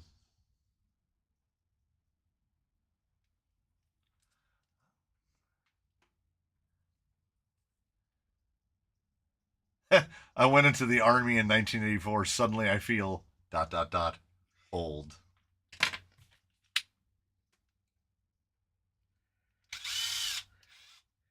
Well, it's like they say, you're only as old as you feel. And what is the recommended method for tightening? Twist it till I can't twist no more. Yeah, it's not a slipper. And the way it puts the load on it, you can just tighten it down snug. I've never had one come loose. It will all be fine. I think I use 20s. 88 model year, wild. Mr. Hurley went into the Army in 2001. So what,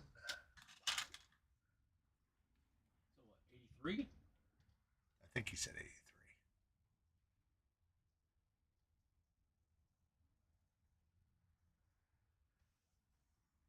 Oh. Our GRC is Boxing Day, baby. December 26th. That's gotta suck, man. Yes. My heartfelt condolences. I'm intentioning the belt. Oh! Who's got the belt drive? Is it the Colonel? Is it Colonel Diablo? I don't know if you turned it off or kept it on. Left it on. You do the old...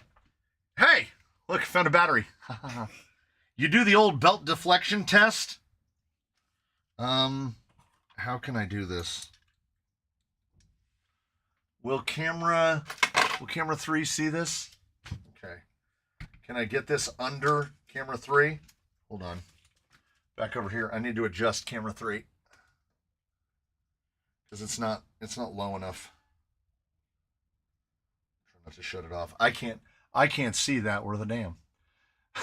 What street did you all grow up on, and what was your first car?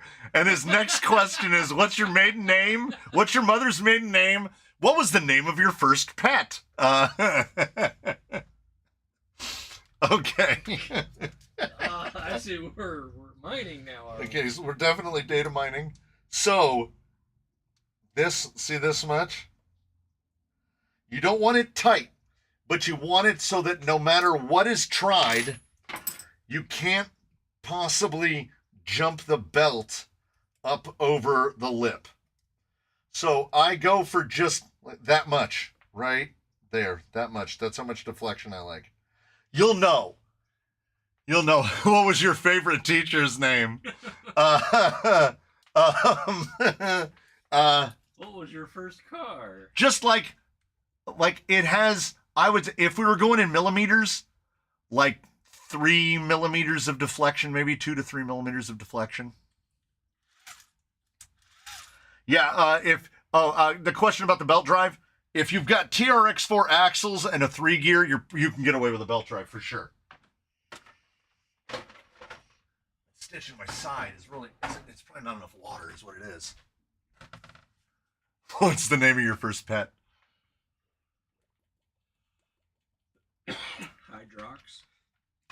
I think one that I've had to fill in on those forms, one was, what was the name of your high school mascot? What's your favorite band? What's your favorite band? That's a good one. First pet, mother's maiden name. What was the name of the street you grew up on? Which we've seen that one.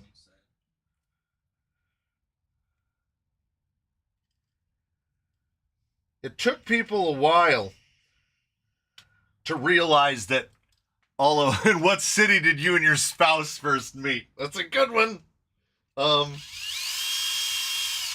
It took people a good while to figure out that what was going on, that all of those Facebook quizzes are just data mining. And now the data mining has been replaced with AI slop. So really, are we better off? Are we any better off? I would argue that we're not. Carbonara for all of them is always the answer. What was your best friend's name in elementary school?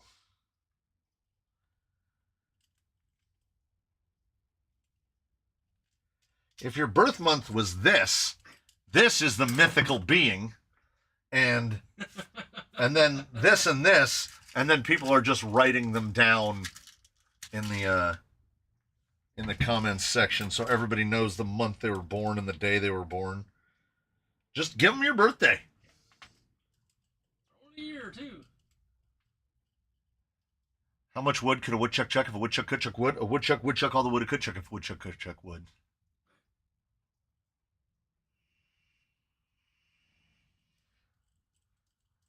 That one I know.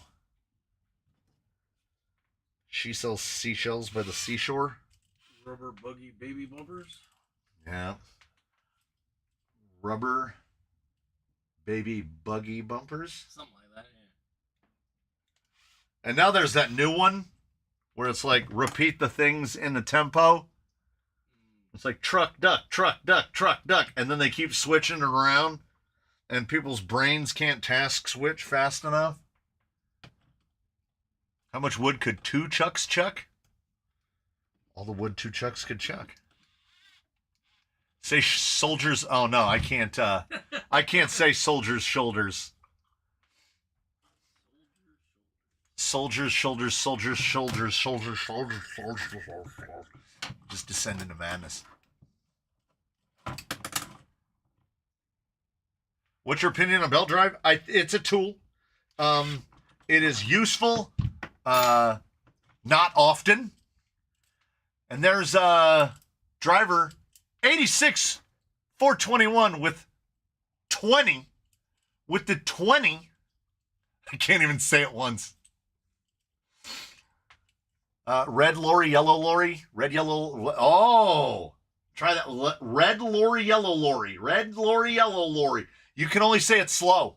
Red lorry, yellow lorry, red lorry, yellow lorry. Yeah. Never been able to with the twisters. 20. Oh, you guys are gonna put an unhealthy spike in the sawtooth. I sat upon a slitted sheet. Upon a slitted sheet I sit. I say she just uses an excuse to get people to say shit. Yeah. That's pretty good. Oh, the man from Scotland was born on the 37th of October, 1865. Occupation, time-traveling salesman. A yellow bird with a yellow bill was sitting on my windowsill. The word yellow is tough. And then Psycho Garage with a 5, right? And then Mr. Turner again with a 20. Throwing down the 20. Silk, silk, silk, what do cows drink? Water. You can't get me! Well, see, it doesn't work in text. You have to tell people, say silk out loud 3 times, and they go silk, silk, silk. And then you go, what do cows drink? And they go milk. Yeah. But what do you put in a toaster? Bread. What do you put in a toaster? Toast. Yeah. But I now that I'm playing the Wordle, I just expect to be tricked at every turn. I don't know if it was good or bad for our state, our all collective mental health, but my kid was the one that showed me that you can play the Wordle inside Discord. So now a bunch of people are playing the Wordle in Discord. Who did Charles? Sith Killa was struck by Charles with the one, shooting down the 1. Oh.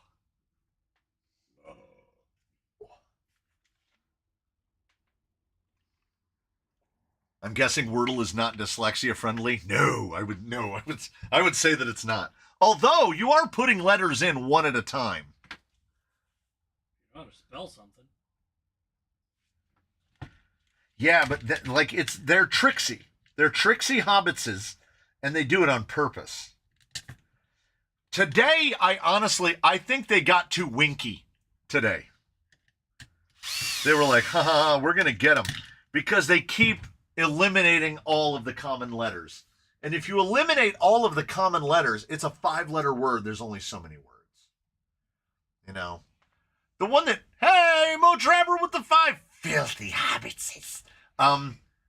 I get infuriated by their tricksy nature. By double letters and oh, the double letters.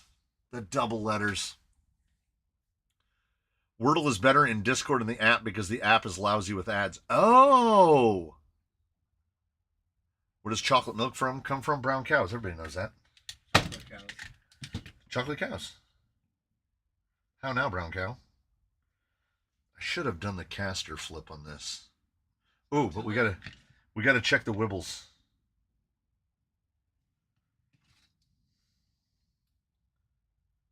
I'm gonna call it. Wait.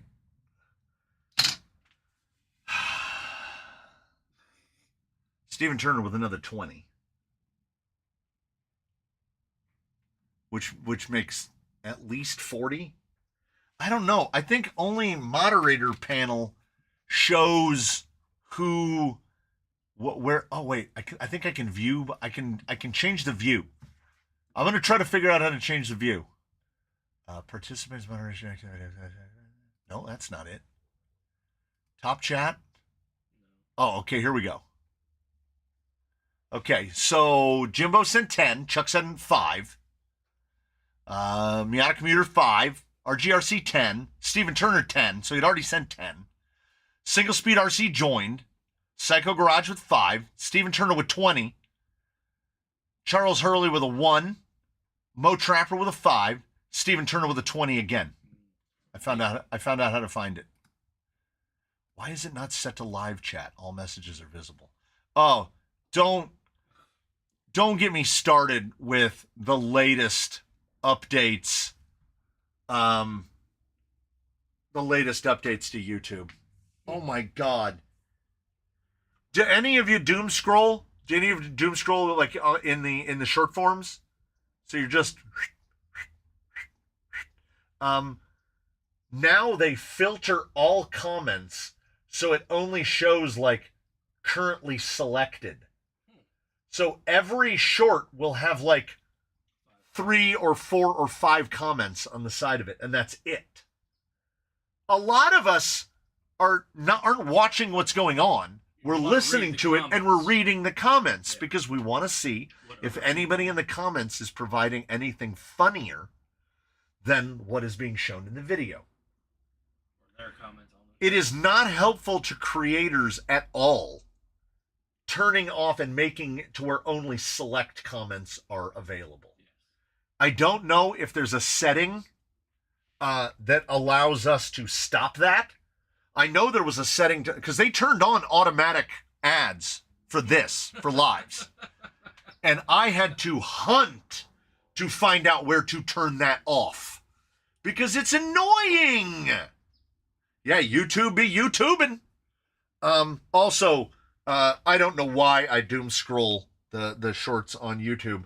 They're terrible. If you want to watch short form, just go to Instagram. And the Instagram comments section is the king. They are the best. There have been comments that have made me cry laughing on videos, on shorts on Instagram. You know what I need to do? This is far too long. I'm never going to need a link this big. So until I order those Boom Racing links, we need one about... I got it. I can't focus good. Can't wait to get in a car. What if we don't have Instagram? That's a good question. Then you download Instagram. Yeah, they're not trying to help the creator. They're trying to help anybody except themselves. But they are reliant on us. Yeah. So that's how it really doesn't make... Where's my center punch? Where's my center punch? Okay, I'm good. I'm all right. I'm good.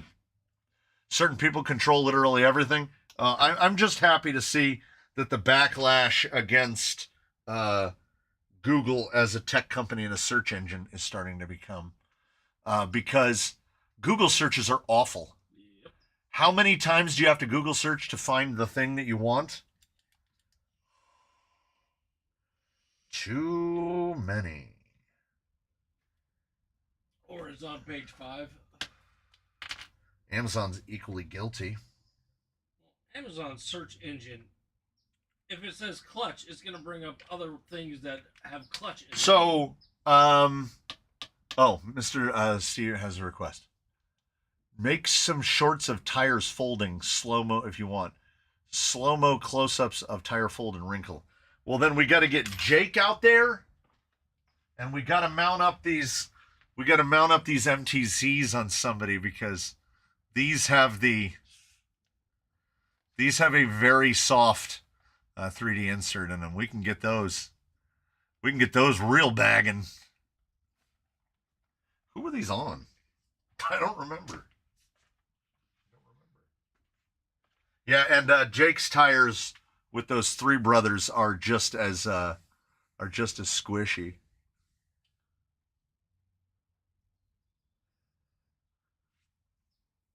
I have the gram, but I don't totally understand how things work over there because I've never spent any time on it. I have, however, spent plenty of time on TikTok. I still don't have TikTok.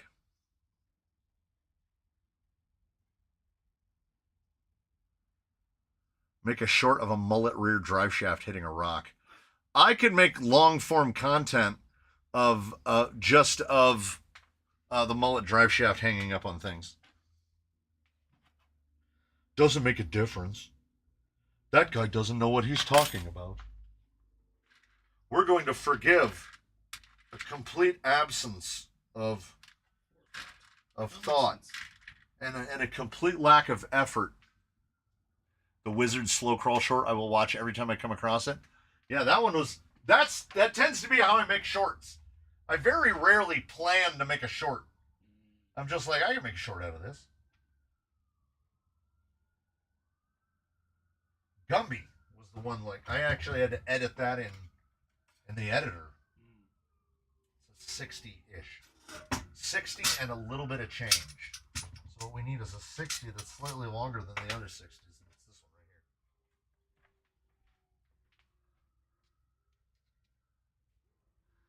Yeah.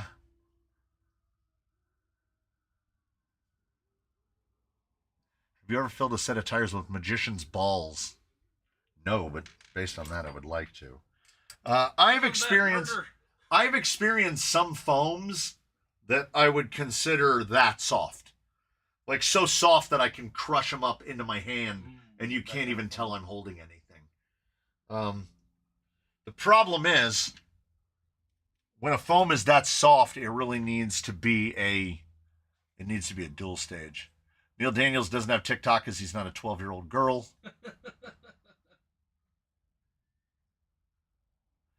I truly think you can make a ton of content for TikTok in very short order. Yeah, there's no money to be made on TikTok. And my kid is active on TikTok. They post basically every day. And the wife has been trying to cajole the kid into cross posting my stuff, like having me make shorts and then they can post them on TikTok for me and be my TikTok manager because they already do TikTok. I think I signed up for it.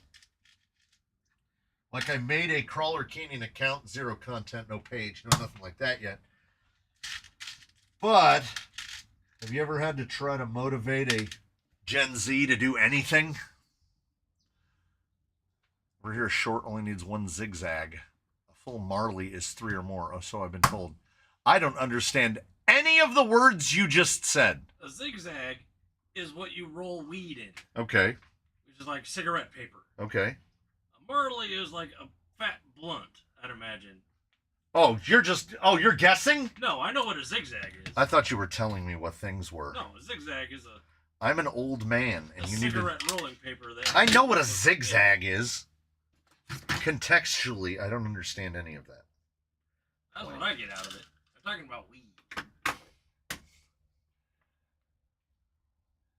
Check engine with Chuck says he makes all his money on TikTok. That's crazy. Because I saw an interview with the guy who, Zach, whatever his name is, the guy who does those crazy transitions where he like turns himself into a chicken. And he says that in his whole career on TikTok, he's made something like $12,000 or something. And the dude collectively has like 5 billion views of all of his content together. TikTok does not pay. They had what was called like a creators fund. That was where the money came from. And apparently they're restructuring the way things are paid out, so you have an even smaller chance of getting paid now, which seems right.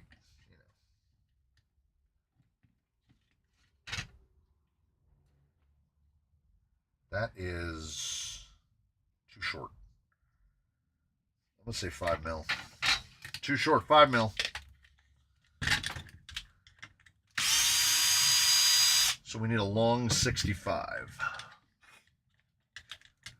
Did you guys see the size of that chicken?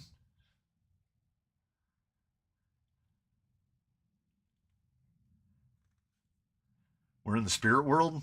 I am full blown in the spirit world right now. It's now 77 degrees inside here.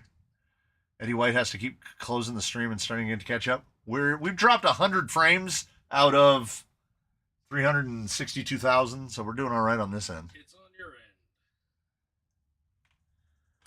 Sometimes it's on this end, but ever since the dude infuriated me by saying, well, you could go to gigabit, and I was like, how much is that going to cost me? And he said, oh, the same you're paying now. Infuriating.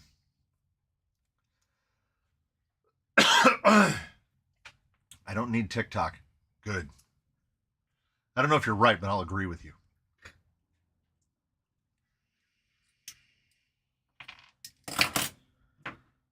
So what is this one?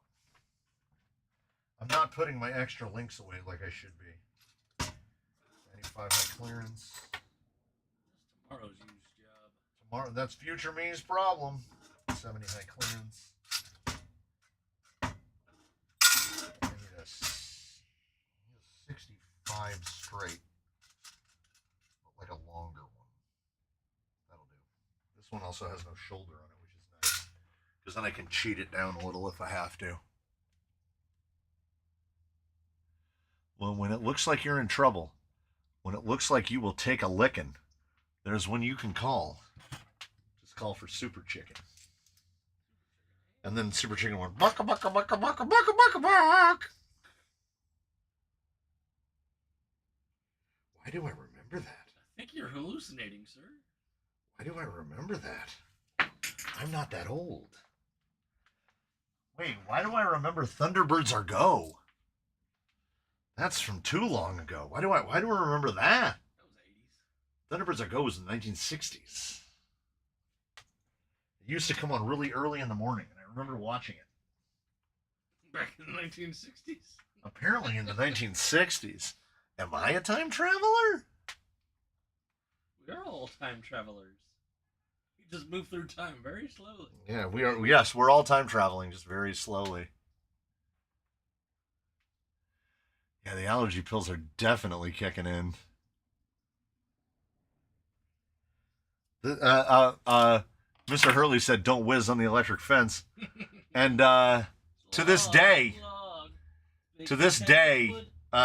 my wife and I, if someone says I have to pee, the other person is required to say, "I will go turn on the electric fence,"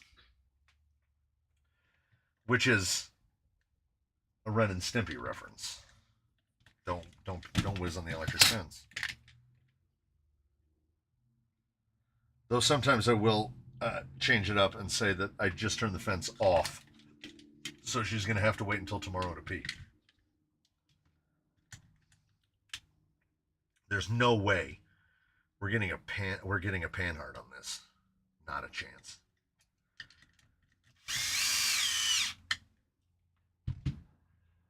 What rolls downstairs? Log. It's big, it's heavy, it's wood. Wait, what rolls downstairs? It used to be slinky, but it's log. Was it sold only in pairs? Alone or in pairs?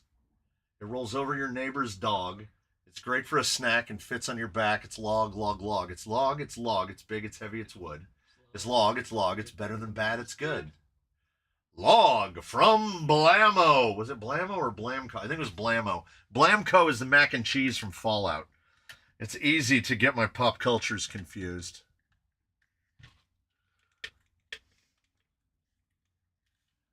Okay, Neil Daniels just said Jamie and the Magic Torch, and I'm afraid that you've gone too British for us. Yes. We now no longer know what you're talking about, because we have definitely never heard of that here.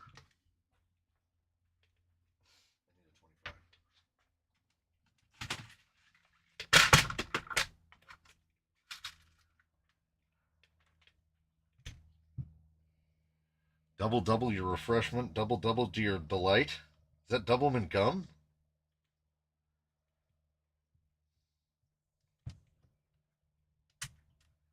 Okay, that's got to come out anyway. And we were definitely wrong about the 5 millimeters. That is way too long. Like, way too long. Yeah, I've been in country too long. I think I'm gonna have another cherry candy. What about the never-ending story? I try you. So the never-ending story for me fell into a point where I was too old. Isn't a magic torch just a flashlight? Presumably. Magic. Neil Daniels says, I hated Button, Moon, and Finger Mouse. You're just saying words. That's not a thing. You're making stuff up, Sid. Oh, Mighty Mouse. Mighty Mouse was a thing.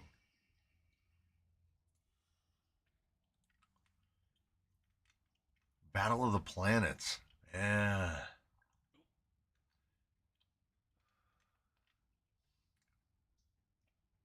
Multi-Mouse. Moomins. Neil Daniels. How many allergy pills are you on? I actually know what Moomin is, only because I've seen it at the Anime Expo. Remember the Adventures of Milk and Cheese? The Anvil Body is finally available now at a store near me, but I am drunk and not sure I can buy it without spending too much. I don't know. But do you mean bananas in pajamas are coming down the stairs? Some son of a bitch, posted on the Discord, damn banana phone. Ring, ring, ring, ring, ring, ring, ring. Banana phone. Doo-doo-doo-doo. I had worked for years to get that out of my head. Zoop, right back in.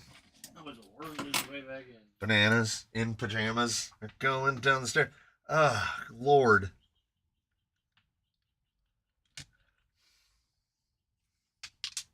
Parents will all know, having suffered through many of these things. See, HR Puffin stuff was slightly before my time. If you're 3, 4, 5 years older than me, you'd be up on HR Puffin stuff. Yeah, like I never watched it. I don't know what HR Puffin stuff is. It was like a variety show for children, I guess you'd call it. RC Guy's son loves bananas in pajamas. Yeah, Puff the Magic Dragon was, again, if you were 3, 4, 5 years older than me. Now, I used to ditch school a lot when I was young. So I would stay home, and the local channel here is called KTLA, Channel 5. And during the morning and into the afternoon on KTLA, they would show all of the shows that I'm not old enough to have watched. So, Chips, Mission Impossible, Knight Rider, Emergency 51. What about Airhawk? Now, see, I was already grown by the time that stuff. Airwolf came out when I was like 15, right? Okay, I'm already in high school. From my day. Yeah. So, the Boobas, that's not a thing. Crawler 65, 51, 71 misses Emergency 51. It's pretty good. I also, Addams Family. Dragnet? I saw Dragnet. Well, Mission Impossible ran from, I was looking it up, Mission Impossible ran from 66 to 72. So that show was off the air by the time I was born. In reruns? Yeah, so we were deep into reruns. I thought that stuff was, Kojak? Damn, I haven't thought about Kojak in a minute. Streets of San Francisco, Starsky and Hutch. Man, you know what? I'm just going to say it. TV used to be better. Columbo? My grandmother always watched Columbo, so I've osmotically absorbed a lot of episodes of Columbo. I like Columbo. Gilligan's Island. That was right in there when they were showing the Munsters and Addams Family. Why do we not see any RC drift cars with the Starsky and Hutch Ford Torino body on them? Because the guys that are driving those cars were born 20 years after that went off the air, maybe 30. Who Starsky and Hutch are? Rockford Files, MASH, yes. I watch MASH. The Waltons. Leave it to The OG MacGyver. Are we talking about Richard Dean Anderson? See, Night Court is already getting a little later for me. Like, I'm grown by the time Night Court is on. Night Court was 80s. I thought MacGyver was 80s as well. Like mid to late 80s. So is it like Knight Rider, Airwolf, if I'm a teenager, I feel like at that point I was already somewhat discerning about what I was watching. Oh, Magnum P.I. I've definitely seen every episode of Magnum P.I. Higgins. The Fall Guy. Yeah.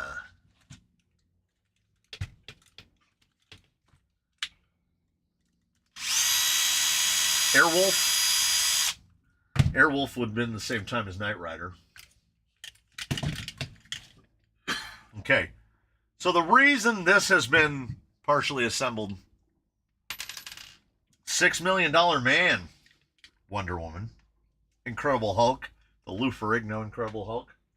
God, maybe I've spent too much time in my life watching television. I don't know. It is a thing to do. My mom loved Cagney and Lacey. I remember Cagney and Lacey and Laverne and Shirley. And, now all I can think of is shows that are so and so. Heart to Heart. The Love Boat. That was another one that came on during the afternoons. Fantasy Island with Ricardo Montalban. Can you tell that I was a latchkey kid and I just spent a lot of time sitting at home by myself watching television? Watching Channel 5? Yeah, watching Channel 5. Hee-Haw is before my time. And the guy from Scotland said Camberwick Green, Chigley, and Pogleswood. British people! You can't just say random things.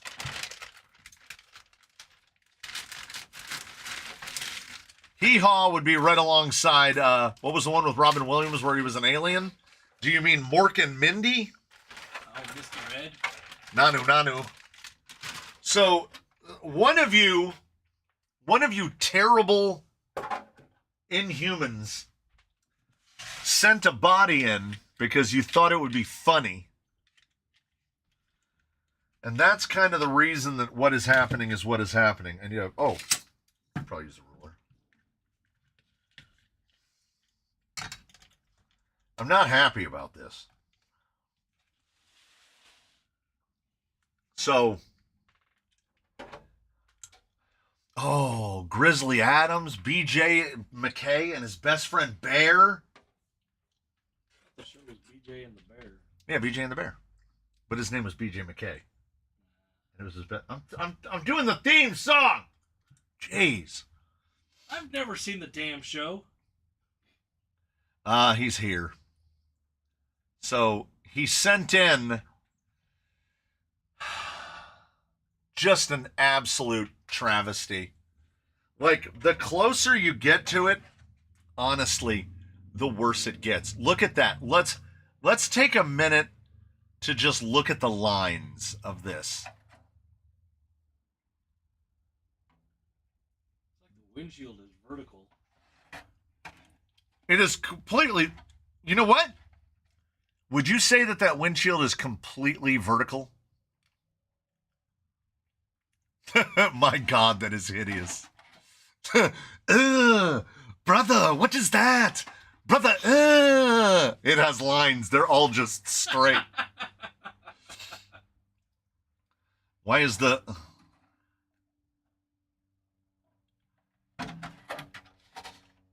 parts for me, the bed line and this line are different. Like, we've got a belt line here, and then that just stops. And it's like they just randomly bolted a bed onto it. Yeah, someone has definitely made the family truckster. This is the J Concepts Lloyd 2. And it is ugly on the internet, and it is uglier in person. And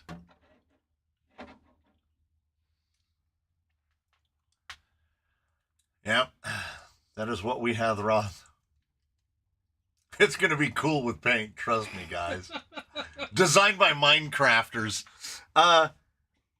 It's kind of the, it's kind of Cybertrucky, is it not? Like, look at the, look at this. What the hell? What the hell is that? Is the wheelbase of that body too long for the wheelbase of the chassis? No. It's a 313. Not very pickle shaped. Oh, so just run it backwards. They're both vertical. This is reprehensible, is what this is. And of course, they have a little drop down in the bed area, which hits the shock towers. Because that's going to have to be right about there. So finding a bumper to suit this is going to be phenomenally difficult because the bumper mount is basically right out at the front of that little lip. The rear won't be nearly as bad. If there's some positive takeaway of the Lloyd 2, which is gross, look at how short look at the overhang in the front is like that. The overhang in the back is 17, maybe 20 millimeters. I can't get it sitting on straight to get it to line up because it doesn't want to. Without posts, we'd be right about there. So it might actually line up okay. I'll probably cut this wind splitter off. The sliders are actually really close. I can probably just fabricate something to go on here. I can't get it to sit where I want it. And then obviously, who do we got? I mean, do we think that this is another one where you basically have to carve it up to run anything other than a class 1? I mean, it looks like they literally traced around a tire to make the wheel wells for it. Made little discs that pop out. Like they're perfectly. So as always, I will be dremeling off the vertical part of the fender. It's disgusting. It really is. But we're gonna give it away regardless. One of you is gonna get to take it home. And honestly, it'll probably drive pretty good, you know? And it's gonna have. Are these mounted? Oh, they are. They are. This is just a standard offset here. Let's see what kind of coverage we're gonna get. We got to go down to ground level. This is the problem with no suspension and no front upper and no panhard. We can maybe sort of see what kind of coverage we're gonna get. Now these are 9 hubs. So if we went to a 6, we could tuck them in a little better. Yeah, I'd want to go to a 6. They're out a little way. Oh, God, it's so much worse. 3 minutes. Once you see it with a tire, my God. Look. It's disgusting. It's absolutely disgusting. These will be easy to get the posts in. 2 minutes, sir.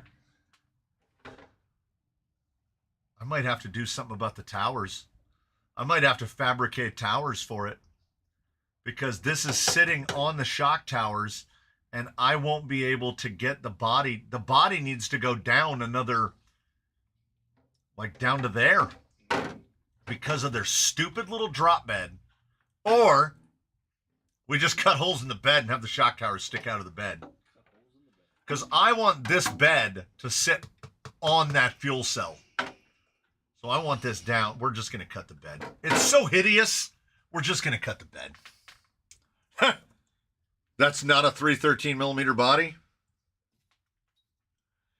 I mean, you might say that as like from a point of principle.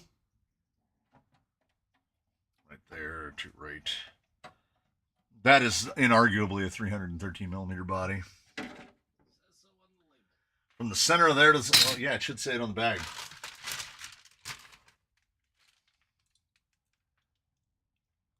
$12.3.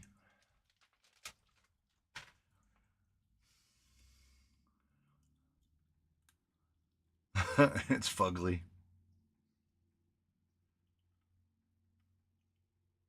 Oh, there's absolutely no way I'm going through the hassle of cantilever. No cantilever just to accommodate this. Easier just to cut holes. What is it supposed to look like? That. The Lloyd one was supposed to be a Military truck? no. Somebody will post it before I can think of it. What about trailing arms? To do trailing arms, I would have to M117, the Kaiser Jeep. That's what it's called. To get it on trailing arms, I would have to use an Element chassis. And I have rails, but I'm missing too many pieces of the Element. Doesn't the Gatekeeper move the shock towers forward? It does. I see what you're saying. Can I bolt Gatekeeper towers? Can I put Gatekeeper towers on a Vanquish chassis? Well, you know what? I'm glad you asked. Like, I've got sliders and stuff, but here's the real problem of it all. I gave away the last of my trailing arms. Somebody requested them, and I said, sure. And I mailed them off to them. So I don't have any trailing arms.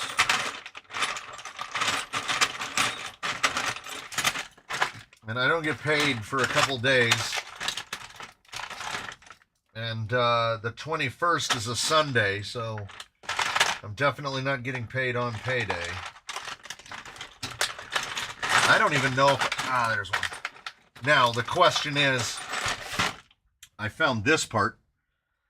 Do I have the plates? Do I have the plates? Hey, who didn't bolt these tires on? Somebody should have bolted these tires on.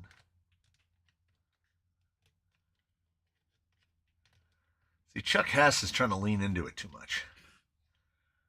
It's already insidiously ugly. You know what? It doesn't perfectly line up, but it lines up enough. The plastic will flex. Then I'll just have to figure out the rear body mount situation. That's not a problem. Now, that will also come down to if I have the inserts. The inserts, if you want to buy them separately, are like some ridiculous amount. They're like $15 or something. And I didn't buy any of that stuff during the Element clear out. So if I have the parts in here, I did buy some during the Element clear out. Front tires will not fit on here, but I do have rear tires. They just don't have the inserts. So what it'll come down to is if I have the inserts, if I have two of those inserts, we can do these towers and then not have to cut the bed. If we don't, I'll even throw it right in the box. If I can't find those little guys,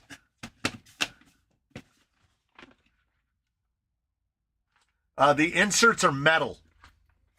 They're what the shocks actually thread into. It would be easier for me to just fabricate shock towers if it comes down to that. I can just make shock towers much for nothing. Like, that's just scrap aluminum. I don't that would be the way to go. Obviously, the easiest is just cut into the body. I have some inserts I don't need from the Ecto. Oh. Hey, anything y'all... Has anybody noticed on Radio Link Direct's Amazon page that robots and Ghost Rover are shown in product pictures? Yeah, I sent them the photos. Jesse Yang. Shout out. Shout out Jesse Yang from Radio Link. I always assumed Jesse is a she. And then it occurred to me many years later, Jesse. Uncle Jesse from Full House. Jesse could be a guy. He goes both ways. I always assumed Jesse Yang was a lady. Jesse Yang requested some product photos, and I sent them in. So those photos, if you look at the backgrounds, you can tell that those photos were taken here. So they got those photos not by stealing them, but by asking for them. How hard would it be to sell my Spectrum stuff off and where? Facebook. Facebook Marketplace or eBay. People are always buying the Spectrum stuff for whatever reason. On the photos on their website or Amazon. If you look at any of the Amazon listings for the RC4, I can probably, you know what, we're 5 minutes over. I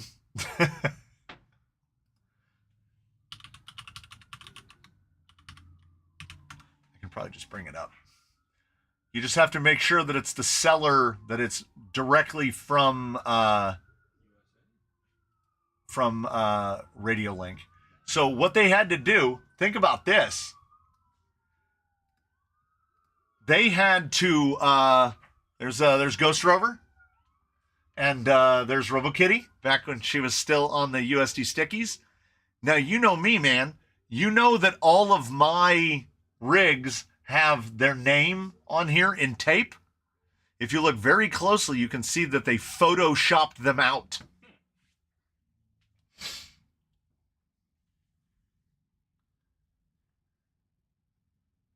Is that some sort of new old stock body? Which? Where? What? Please save that pristine body. What? Who are we? What are we talking about? Salty Bob. If you have a skid, just the thing to mount the gearbox on. If you have a skid, I'm pretty sure I have bumper mounts. Yeah, I got bumper mounts. I have all the shock towers. I have one set of of chassis sides. The elements will fill this out better. I probably have just about everything, and I can make it very easy because if we're doing an element chassis, I'll just go servo and axle. Because I have the adapters, both factory and ones that I've made myself. I won't have to worry about a panhard, which will make it a lot easier. Is the J Concepts Power Master cab a good body? Yes and no. This is a Power Master, and here's what I would like to point out to you. That is T-Rex tape across there. This is so very thin. This is so very thin. Now, you can't do that with another J Concepts body. Make that noise. So when I did the work on Dora, this is a power wagon. So this is a Proline power wagon. It is probably 2 to 3 times as thick at the back. Like, it's also narrower. This should fit right inside. Yeah, we can do this. Like, it just... Can you tell that we're doing the same thing? Like, it's the same body. It's the same body. So, what you're doing is just acknowledge this is much cheaper than this. Probably around $15 cheaper. So, it's what you want. Like, are you saving the money to spend it somewhere else? Since in the last handful of years, the quality of Proline bodies has gone up significantly. Like, I wasn't buying Proline bodies, and now I buy Proline bodies regularly. Because they particularly like the Tough Color Cliffhanger, the Coyote Grande, they're all great. I love a J Concepts body, in part because they're so expensive. Like I say, the Creep Cab is the best body to buy to test your first patina on it, because you can often get them for $20. There's your side by side, and you can choose which do you prefer. You know, in terms of overall durability, this one is going to be better. It's the Pro line. It's thicker. This is. I can't. It doesn't do that. What rear shock can I buy for my Rift after complete rebuild? They still leak. Amazingly, my Rift still runs Rift shocks. Because they're the one of the few that don't leak for me. Run them upside down. That will help. But they are really long. I want to see they're like 155, 165 millimeters long. They're really long. So finding an alternate shock for it, and we can't count Ghoulie Moo shocks because those are just Rift shocks, the threads turned off. I really don't know what options there are for the Rift in that length. I will say the Pro Line FJ I bought is crazy thick but very expensive with the cage at $60. Yeah. A buddy of mine bought one of the FJs on sale for $25. Could you use the masking kit on either one? They are just different enough. Like the windows are bigger on the Power Master, smaller on the Power Wagon. Much smaller rear window. Like look at them from behind. There's your rear window. And then look at that rear window.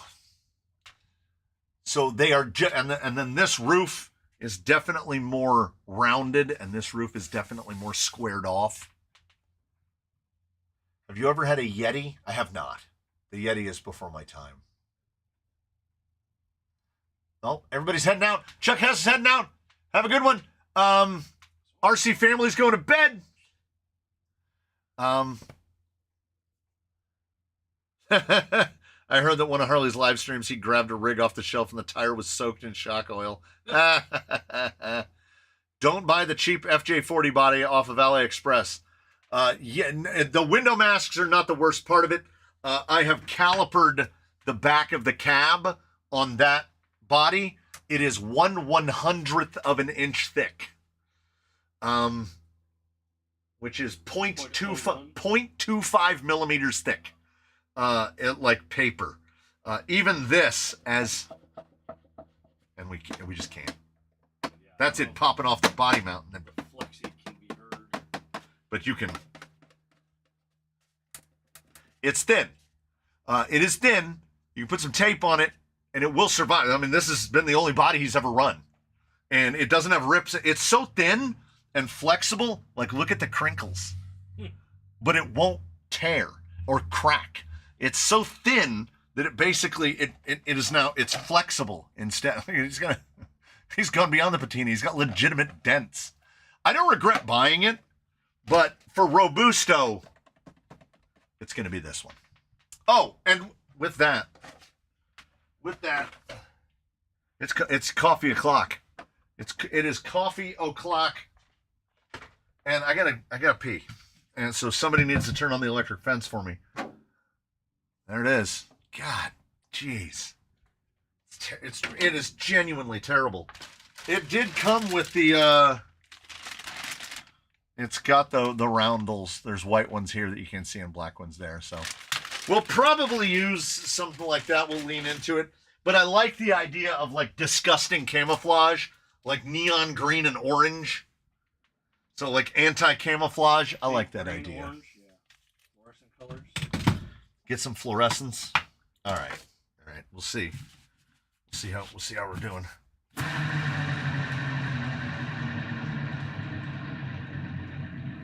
It's pretty good. Yeah, pink and green is always good together. I have pink and green.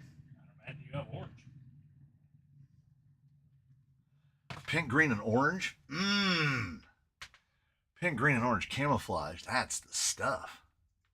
Have a great weekend, everybody. And as Eddie Design said, for all you hardcores that are still here all the way at the end, a Merry Christmas to everybody. We're just a Christmas away. I will see you all on Boxing Day on, was it RGRC? On RGRC's birthday. Didn't he say 12/26? We'll all join back up again for RGRC's birthday on the 26th.